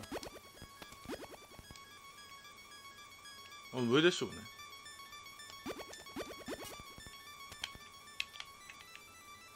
あ、休憩所です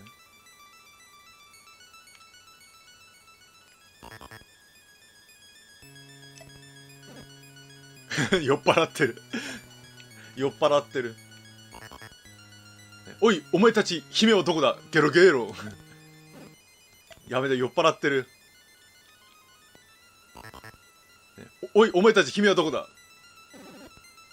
よしよし、スルメでも食うか。スルメカエルってスルメ食うのかな。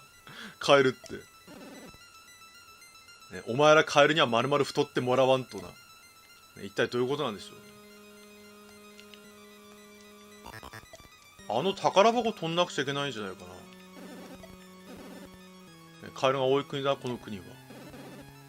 カエルがいるからデラーリン様はこの国を攻め込まれたのかな。枝豆食うのかな。ね、こいつらデラーリン様の姿を見たら驚くぜ。なんせカエルを食べることが何よりも大好きっていう恐ろしい蛇だからな。なんとデラーリンの正体は蛇だってことですね。ね、我々はデラーリンの餌。キンコンカンコン。宮殿の見回りのお時間です。怪しいやつがいないかよーくチェックしてください。ね、やばい、遅刻しちまうぞ。なんか学校っぽいノリですね。学園ものっぽい。宝箱が。あれ、セキュリティガバガバですね。ダイヤの鍵ゲットしましたね。なんだこのセキュリティガバガバ。ね、なんかもしかしてみんなこのダイヤの鍵とかってなんかこの数年後にね、ダイヤの鍵とかクローバーの鍵とか使うゲームがあったんだけど、まさかそれにこれにインスパイアされたのかな、制作が。もしかしたらダイヤの鍵とかそういうのが。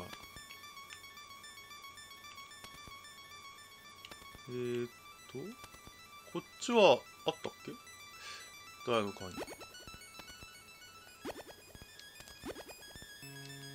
こっちはなかったよね、ダイヤの鍵だけ。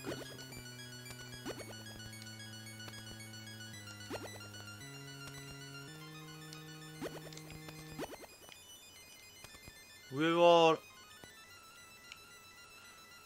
ないよね、こっちは。あとは戻ればいいだけですね。だからなんか今これプレイしてみるとあれって思いますよね。なんかあれまさかっていう。まあ、昔は結構そういうなんかインスパイアされてそういうネタをゲームによく使ってたりしましたからね。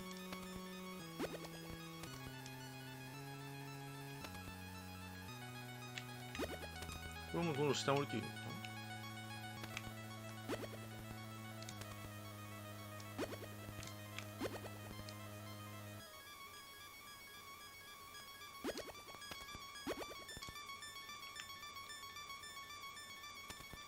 あ、これはああ、なるほど。これで地下水道に行けるってことですね。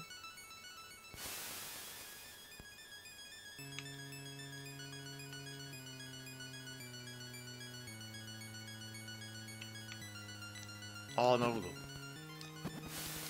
の辺はやっぱ任天堂さんのゲームって感じですね。この地下水道にはきっと何かがあると私は睨んでいます。このカエルさんさ、どうやってここに来たんだろうね。ああ、パズルだ、パズル。なんだっけ、ダイヤの鍵持ってないのにどうやってここに来たんだろうね。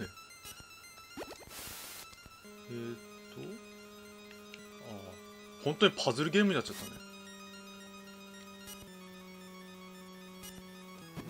で、こっち行けない。上か下だな。どっちでもよかったみたいですね。上の通路が正解。ああ、ほんとだ。上の通路が正解なんだね。これカエルしゃがみますよ。これね、マリオと一緒です。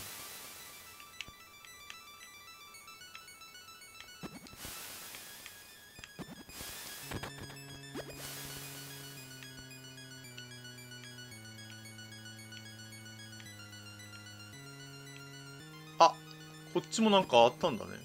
カエルさんが。お、宝箱。パワーストーン。王子の攻撃力上がりましたね。これはどうなってんだ。横。あ、横は意味ないです。上に登ってけってことですね。なるほど。ダメージは受けないけど、押し出されるってことですね。あ、なるほど。こういうことか。ぴょーん、ぴょーん、ぴょーん。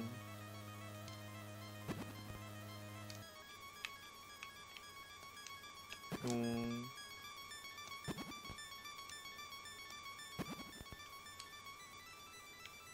お、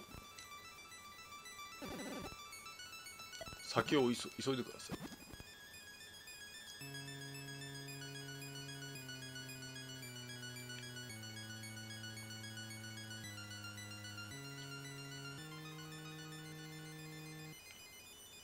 ことが目標だってことですね。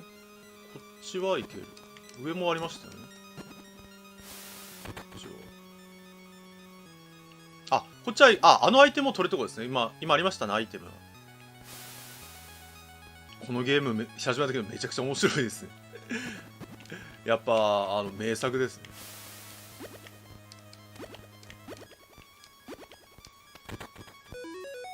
ライフストーンってことは便利なアイテムではないですね。単純にライフのストーンでしたね。行ったまま戻ってこない。こっちからはいけないですね。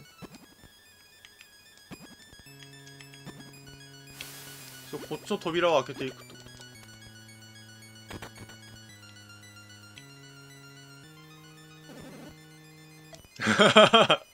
なんだこれ。骸骨。特に何も意味がないですね。ただの悪趣味な部屋みたいですね。で、これで、向こうに行けばいいんですね。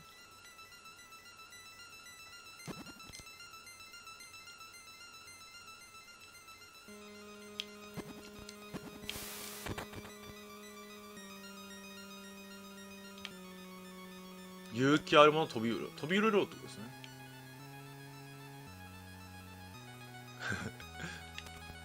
本当に悪趣味な部屋ですね。出られなくなっちゃったよー。そっか。鍵を持ってないんですね。これか。これが便利なアイテムじゃないかな。ワープドア。使えば入ってきたところへワープできます。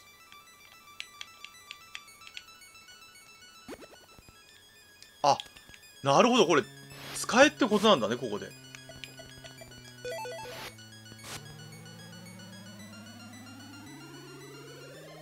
あれかな、リレミとかな。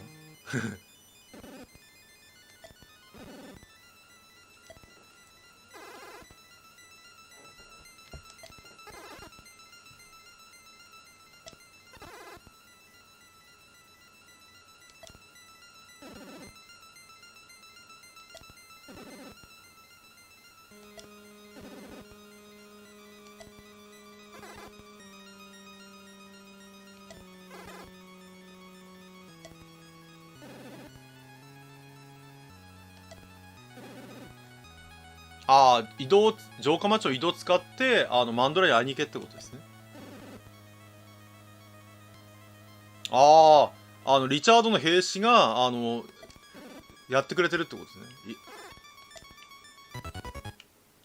あ、ほら、で、ほら、中に入れないんですよ、ほら。ちゃんと。まず、マンドラに会ってこいってことですね。あ、はい、お疲れ様でした。こういう調整がうまいですよね、本当に。よし、行きましょう。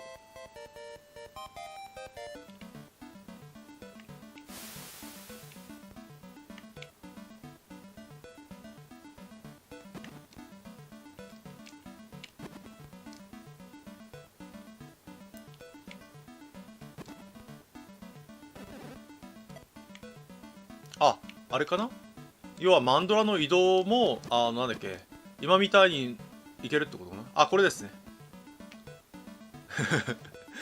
ちょっとシュールですよね。絵面がちょっとシュールですよね。よし、ねえ。勝ち込むぞ、勝ち込みに行くぞ。ゲコ、ゲロロ、ゲコゴゴゲ。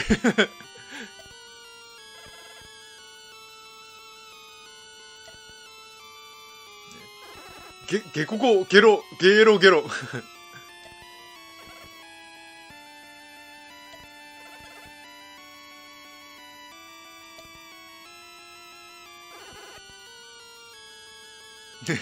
ゲーロゲ、ゲーロゲロ。伝わってるみたいですね、一応。春になれば人間に戻れる。すごいな、春になれ。ね、ゲコゲコ。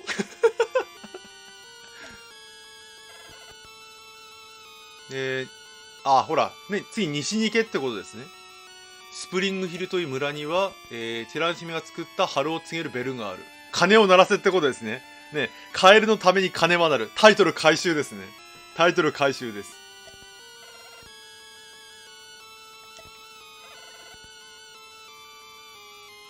だそうです。ね、カエルのために鐘は鳴るってタイトル回収しましたね。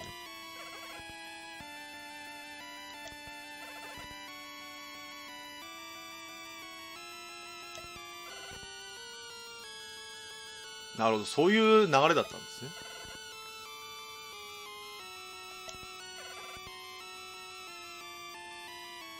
あ、今すぐ戻れんのかい。今度はただではやれん。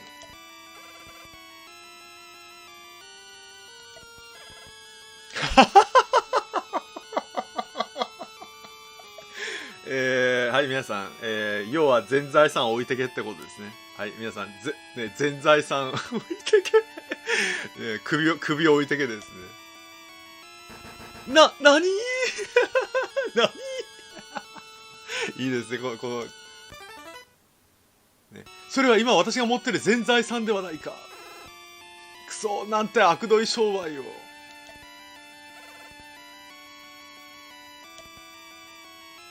や、これ買わないと話進まないでしょ。ああ、お金がなくなる、お金が。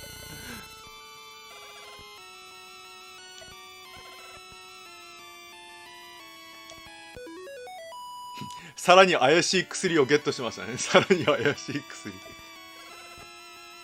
ああ、一人だけ。これまたひどいね。一人だけ元に戻れるってことね。温泉ってさっきあったよね。温泉ってさっき。マップに。つまり温泉に行けってことか。温泉に。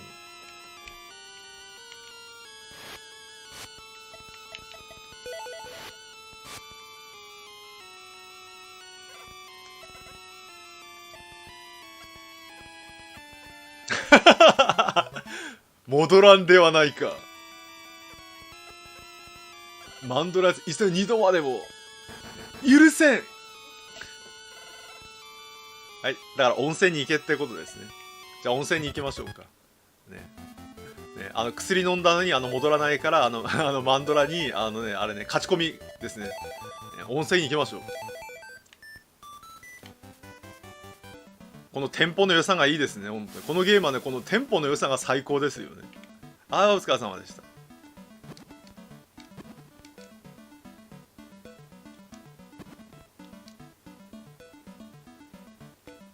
それはお楽しみにそれはね、お楽しみに。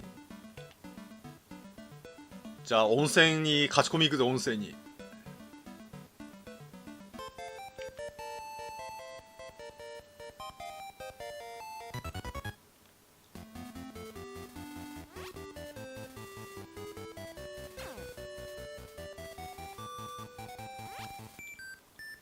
これですね、さっき冒頭に調べましたよね。ゲロ別府温泉どっかで聞いたような温泉の名前です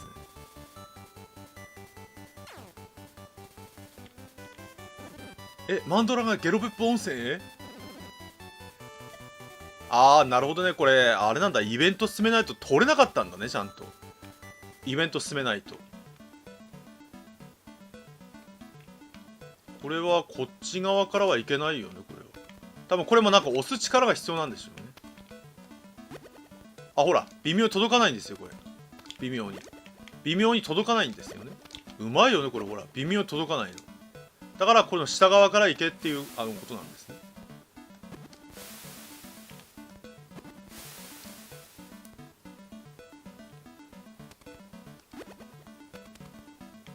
で帰りはこっちから行けるってことですね。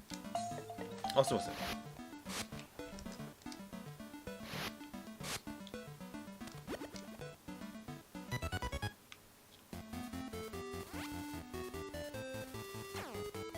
あ、ほらここも通れないんですね。ここも確かノコギリとか使えなかったはずだな。あ、ほら仏風ですね。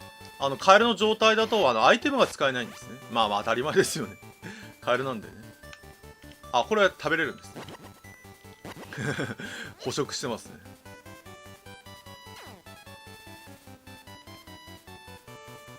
でここも避けながら行くしかないですね。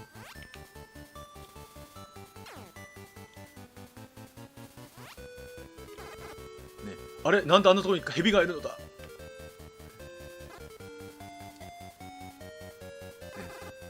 なぜ私に睨んでくる。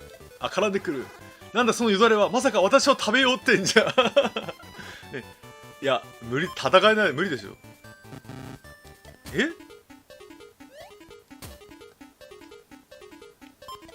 アイテムなんか使う暇がない。いや、やばいやばい、逃げる。食べられちゃうって、食べられちゃうって。いかん、逃げられぬ。ああ、食べられちゃう。ガブリ、噛みつかれた。こいつさてはドケビか。体が無念ちょっと待って本当にこの主人公何回ゲームオーバーになってんのね。あ、気づかれましたが大丈夫ですか。これがティラミス姫かな。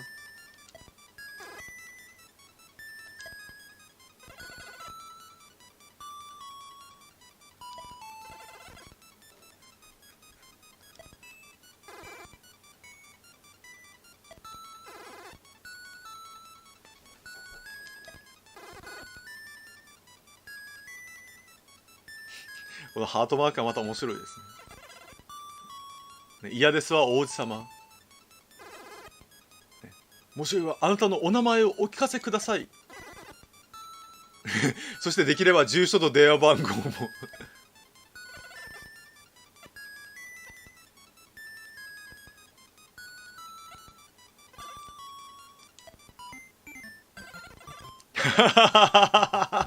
はい、というオチでしたね。はい、マンドラですもの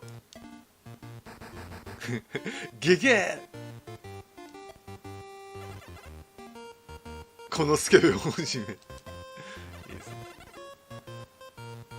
生きてたんだ。食べられなかったんだね。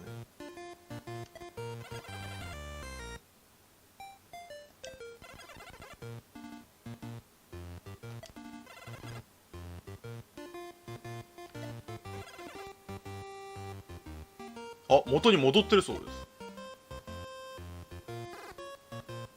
だから BGM はまた面白いですね。 BGM。 ああ、気絶すれば人間に戻れるんですね。水に入るまで帰りになれる。蛇の毒の副作用により卵を食べるとすごい。はい、皆さん、なんと卵を食べると蛇にも変身できるという能力が身につきました。なんと人間であり、カエルにもなれるし蛇にもなれるってことですね。ね、ラッキーなことに、ゲロペップの名物は温泉卵、ね、だから卵を買えば蛇になれるってことですね。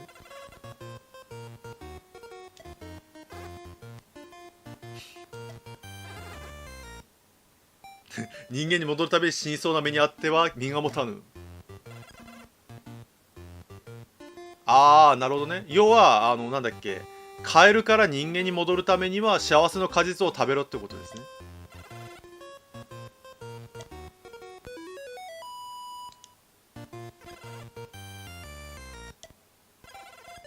なるほどね。だからヒントですね。卵と果実をいっぱい持っていけってことですね。便利だからだ、すごいな。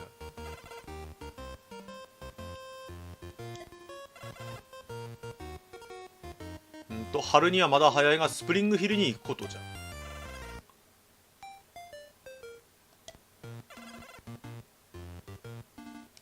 つまり次はスプリングヒルに行けってことですね。次は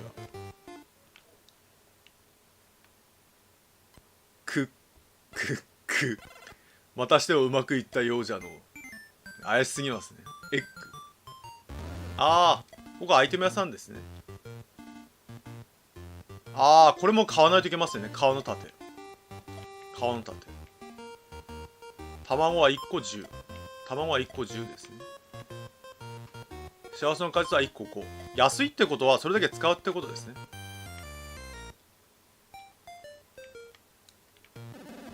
この温泉は混浴ですやん。グフグフグフ。何これもしかしてなんかラルさんこの人もしかしてね、温泉宿でおっさんでグフって言ってるからラルさんなんじゃない、もしかしたら。あ、ヒントですね。スプリングフィルに行ってみたいけど蛇の穴が通れないんだ。つまり蛇にならないと先に進めないってことですね。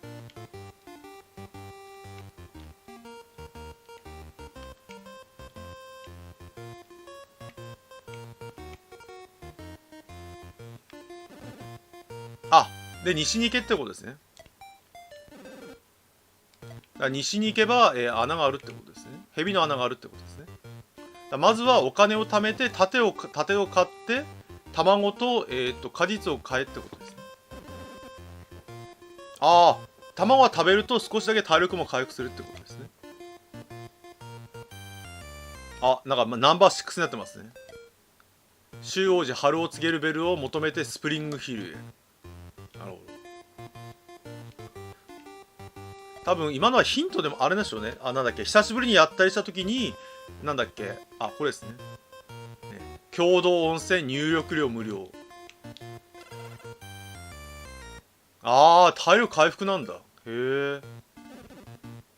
ババンババンバンバンハービーこれはね、若い方に説明すると、昔ね、ドリフターズっていうお笑いをやったり、歌を歌ったりするグループがいたんですね。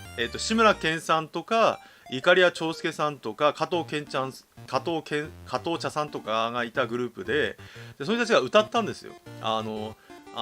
いゆだなあーって歌を歌ったんですね。その歌のネタです。ああ、極楽。これマーライオンかなこれは。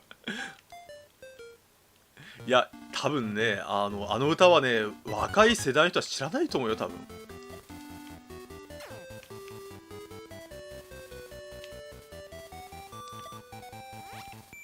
倒せんのかな。強い。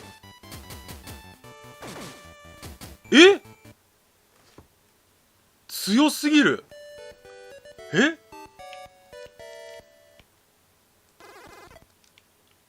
ヘビ倒せないんだ。今の状態ではヘビ倒せないんだね。あ、盾か。盾を装備すると倒せるんだ。盾。だからまずはそっちに向かう前にやっぱ盾を買えってことですね。盾を装備すると多分火ダメージが減って勝てるってことなんでしょうね。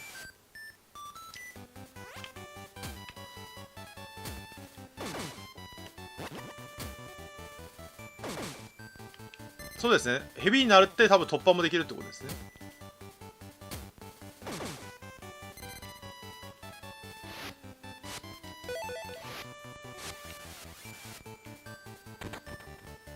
あ、優しいですね。現金100クリ。まあだからそういううまいバランス調整なんですね、結局は。だからちゃんと装備を整えないと勝てないってやつですよね。だからご了承ができないってこと。だからちゃんと装備を整えてから先に進みなさいってことですね。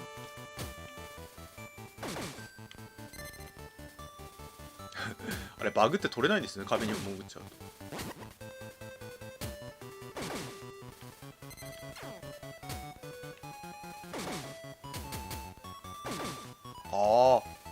あ、蜂は幸せの果実を落とすんだ。へえ。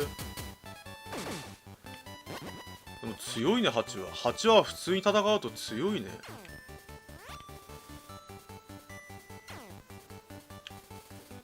ああ、元ネタはもしかしたらそうかもしれないね。水をかぶると女の子になっちゃうとか、その元ネタはそれかもしれないね。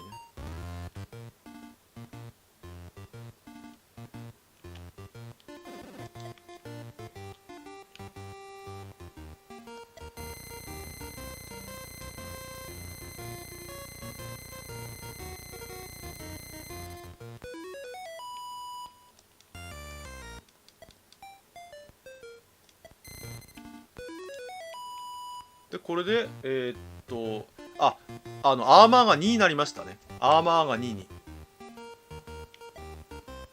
じゃあ、もうちょっとあれか、お金貯めて、卵と果実を5個ぐらいにしましょうか。5個ずつぐらいに。これでヘビ倒せるのかな。ヘビはあれかな、お金いっぱい持ってるのかね。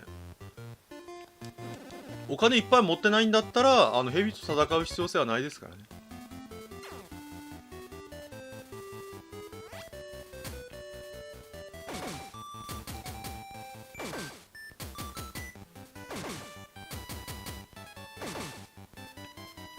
あー、なるほど。ヘビは温泉の卵を持ってるんだね。危ない。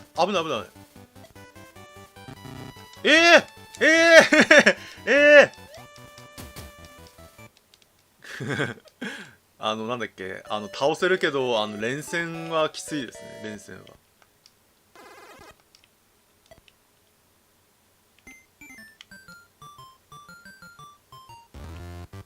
だからさっきのところはヘビになって進めってことですね、多分。そうだからさっきの多分ヘビになって進めってことでしょうね、間違いなく。ヘビになって。だからまず卵をちょっと買いましょうか。買うためにお金貯めましょうか。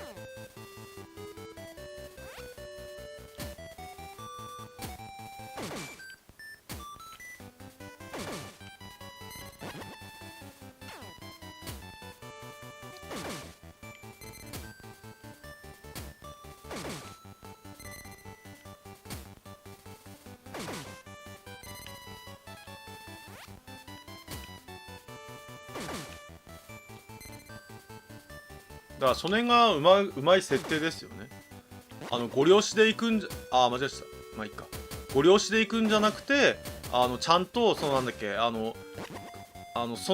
っけ、場所に合ったステータス、ステータスがキャラクターで、行けってことなんですね。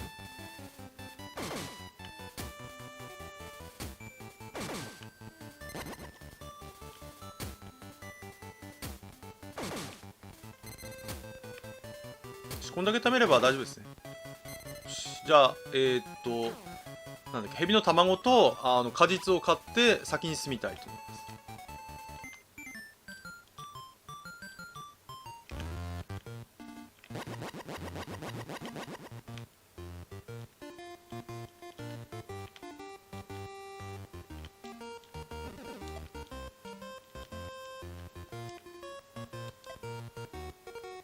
とりあえず6個で、こっちも6個ぐらいある。へえ、そうなんだ。波長だといいこと起こりやすいんだ。さっき果実を落としましたね。よし、じゃあこれしてみましょうか。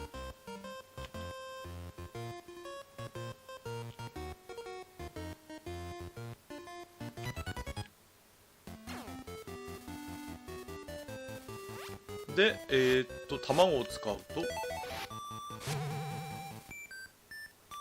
あ、ヘビになりましたね。ね、俺たちは、あ、すみません。俺たちはどんな細い、道も通れるってことですね。これ、多分、ヘビになるとヘビのヒントが聞けるんですね。こんな感じで。ちょっと待ちくださいね。オッケー。カエル食べたいによろ。ね、面白いね。語尾ににょろってつけるんですね。弱いやつに横から噛みつけばしびれさせてブロックにできるにょろ。あー、へえ、すごいなそれ。横から噛みつけってことですね。要は横からカエル食べたいによろ。俺たちはよじ登りはできるけどジャンプができ、ああ、ヘビはジャンプができないってことね。ヘビはジャンプが不可能だそうです。ブロック化することができてジャンプもできないってことね。看板調べれないね。お、ああ、卵ね。ちょっと待ってください。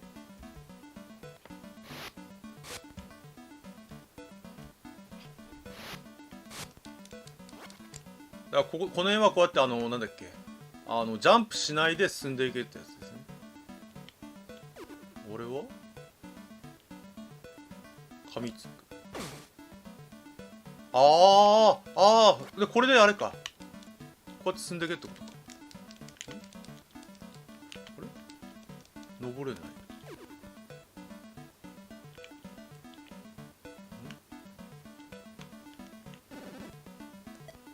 通さないの。わかったわかったわかったわかったわかった。噛みついてから戻んないといけないのか。一回戻るのこれで。這いつくばったまま食べるのはマナー違反だそうです。なんじゃそりゃ。這いつくばったまま食べるのはマナー違反だそうです。でこれで戻るの。これで戻って、これでいけってことですね。こんな感じで、ここでまたヘビになるってことですね。これいっぱい必要だね、思ったより。でこれは人間で戦うしかないのか。あ、だからさっきヘビにギリギリ勝てたのか。ヘビにギリギリそういうことか。さっきヘビにギリギリ勝てたでしょ。そういうこと。ほらこれやっぱ盾は必須なんだね。盾は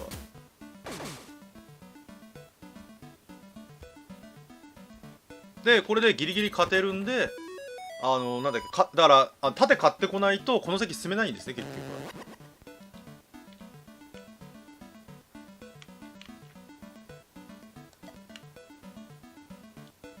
1ブロック、1ブロックね。1ブロックで、あれ水だね。水ってことはあそこに飛び込めってことか。飛び込まなくてもいいのか。どういうことだ。ちょっと待って。どういうことだ。これ飛び込む必要性ってなんかあんのかね。なんかここがちょっと怪しいね。なんかなんもないよね。この空間は何なんだろうね。この空間は何か後で何かする空間なのかな。後に何かをここでするってことなのかな。ちょっちょっとお待ちください。はい、OK。これより北スプリングヒル、穴を抜けるとゲロ別府温泉。あ、カタツムリ倒せるのかな。倒せますね。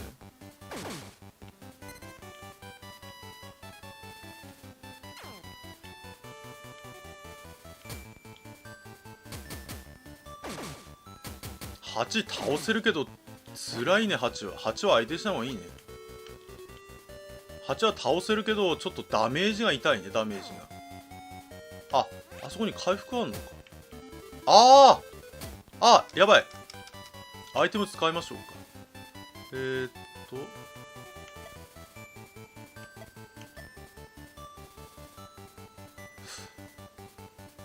逃げれるのか。なんとかいけるのか。あそこに回復あるんだね。使った方がいいな。回復やった方がいいな。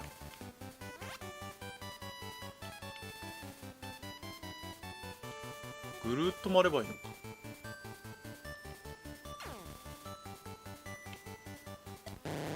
のか。いい配置ですね。いい配置ですね。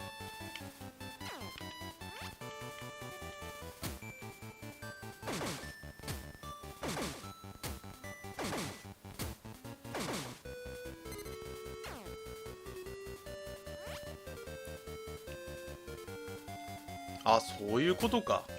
そういうことか。切れそうな木が2本並んでますね。マジで。マジで。見てなかった。切れそうな木が2本並んでた。これか。そういうことか。そういうことか。ありがとう。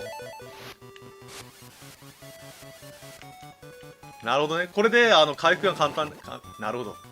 回復簡単になりましたね。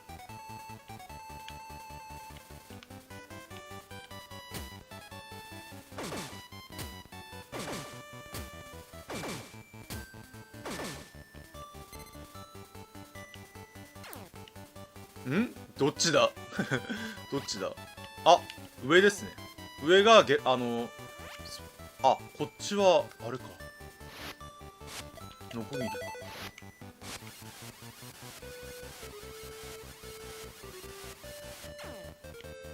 何かがある。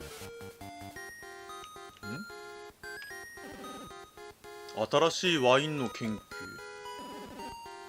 完成しそう。何かを持ってくるってことかな。ここに何かを持ってきて新しいワインを完成させるってことかな。また後で来るってことですね、多分。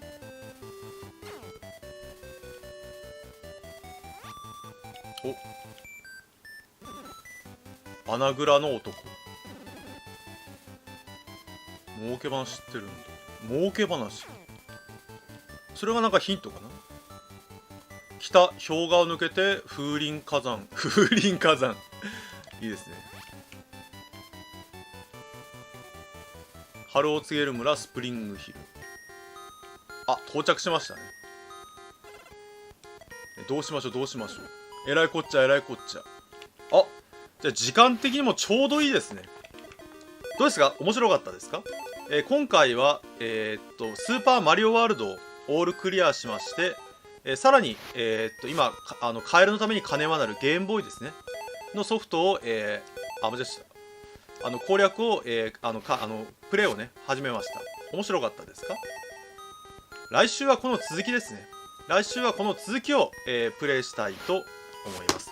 よかったらねぜひチャンネルの登録よかったらお願いいたします。チャンネル登録していただければねなんだっけコメントできますのでね。チャンネル登録はどなたでもできますので、よかったらお願いいたします。あと、よかったら、高評価、グッドですね。よかったら、高評価、グッドをよかったら押していただければ助かりますんで、よろしくお願いいたします。で、明日23時、ちょうど12時間、23時間後ですね。23時間後に、動画、今回は、ペイルラディア・キャルバリーと、通りスイッターの動画が投稿されますんでね。よかったら23時間後に投稿されるのを見てください。で、なんと、スペシャル動画として、再来週と、その次の次かにも、スペシャル動画が投稿されますので、しばらく1ヶ月ぐらいは毎週投稿になりますので、よかったら動画をゆっくりね見ていただければ助かりますんでお願いいたします。では来週はこの続き、ここからスプリングヒルから、続きをやっていきたいと思いますので、ね、よかったら、次回も見に来ていただければ助かりますんでよろしくお願いいたします。はい、では今回はねこれで終わりたいと思います。長々とねお付き合い本当にありがとうございました。では次回はこのなんだっけ、クリアできんのかな、わかんない、クリアできるか分かりませんけど、そうテンポはすごいいいですね。テンポが、ガンガン進んでいきたいと思います。よかったら時間を見に来ていただければ助かりますのでよろしくお願いします。はい、皆さんお疲れ様でした。長々とねお付き合い本当にありがとうございました。はい、皆さんお疲れ様でした。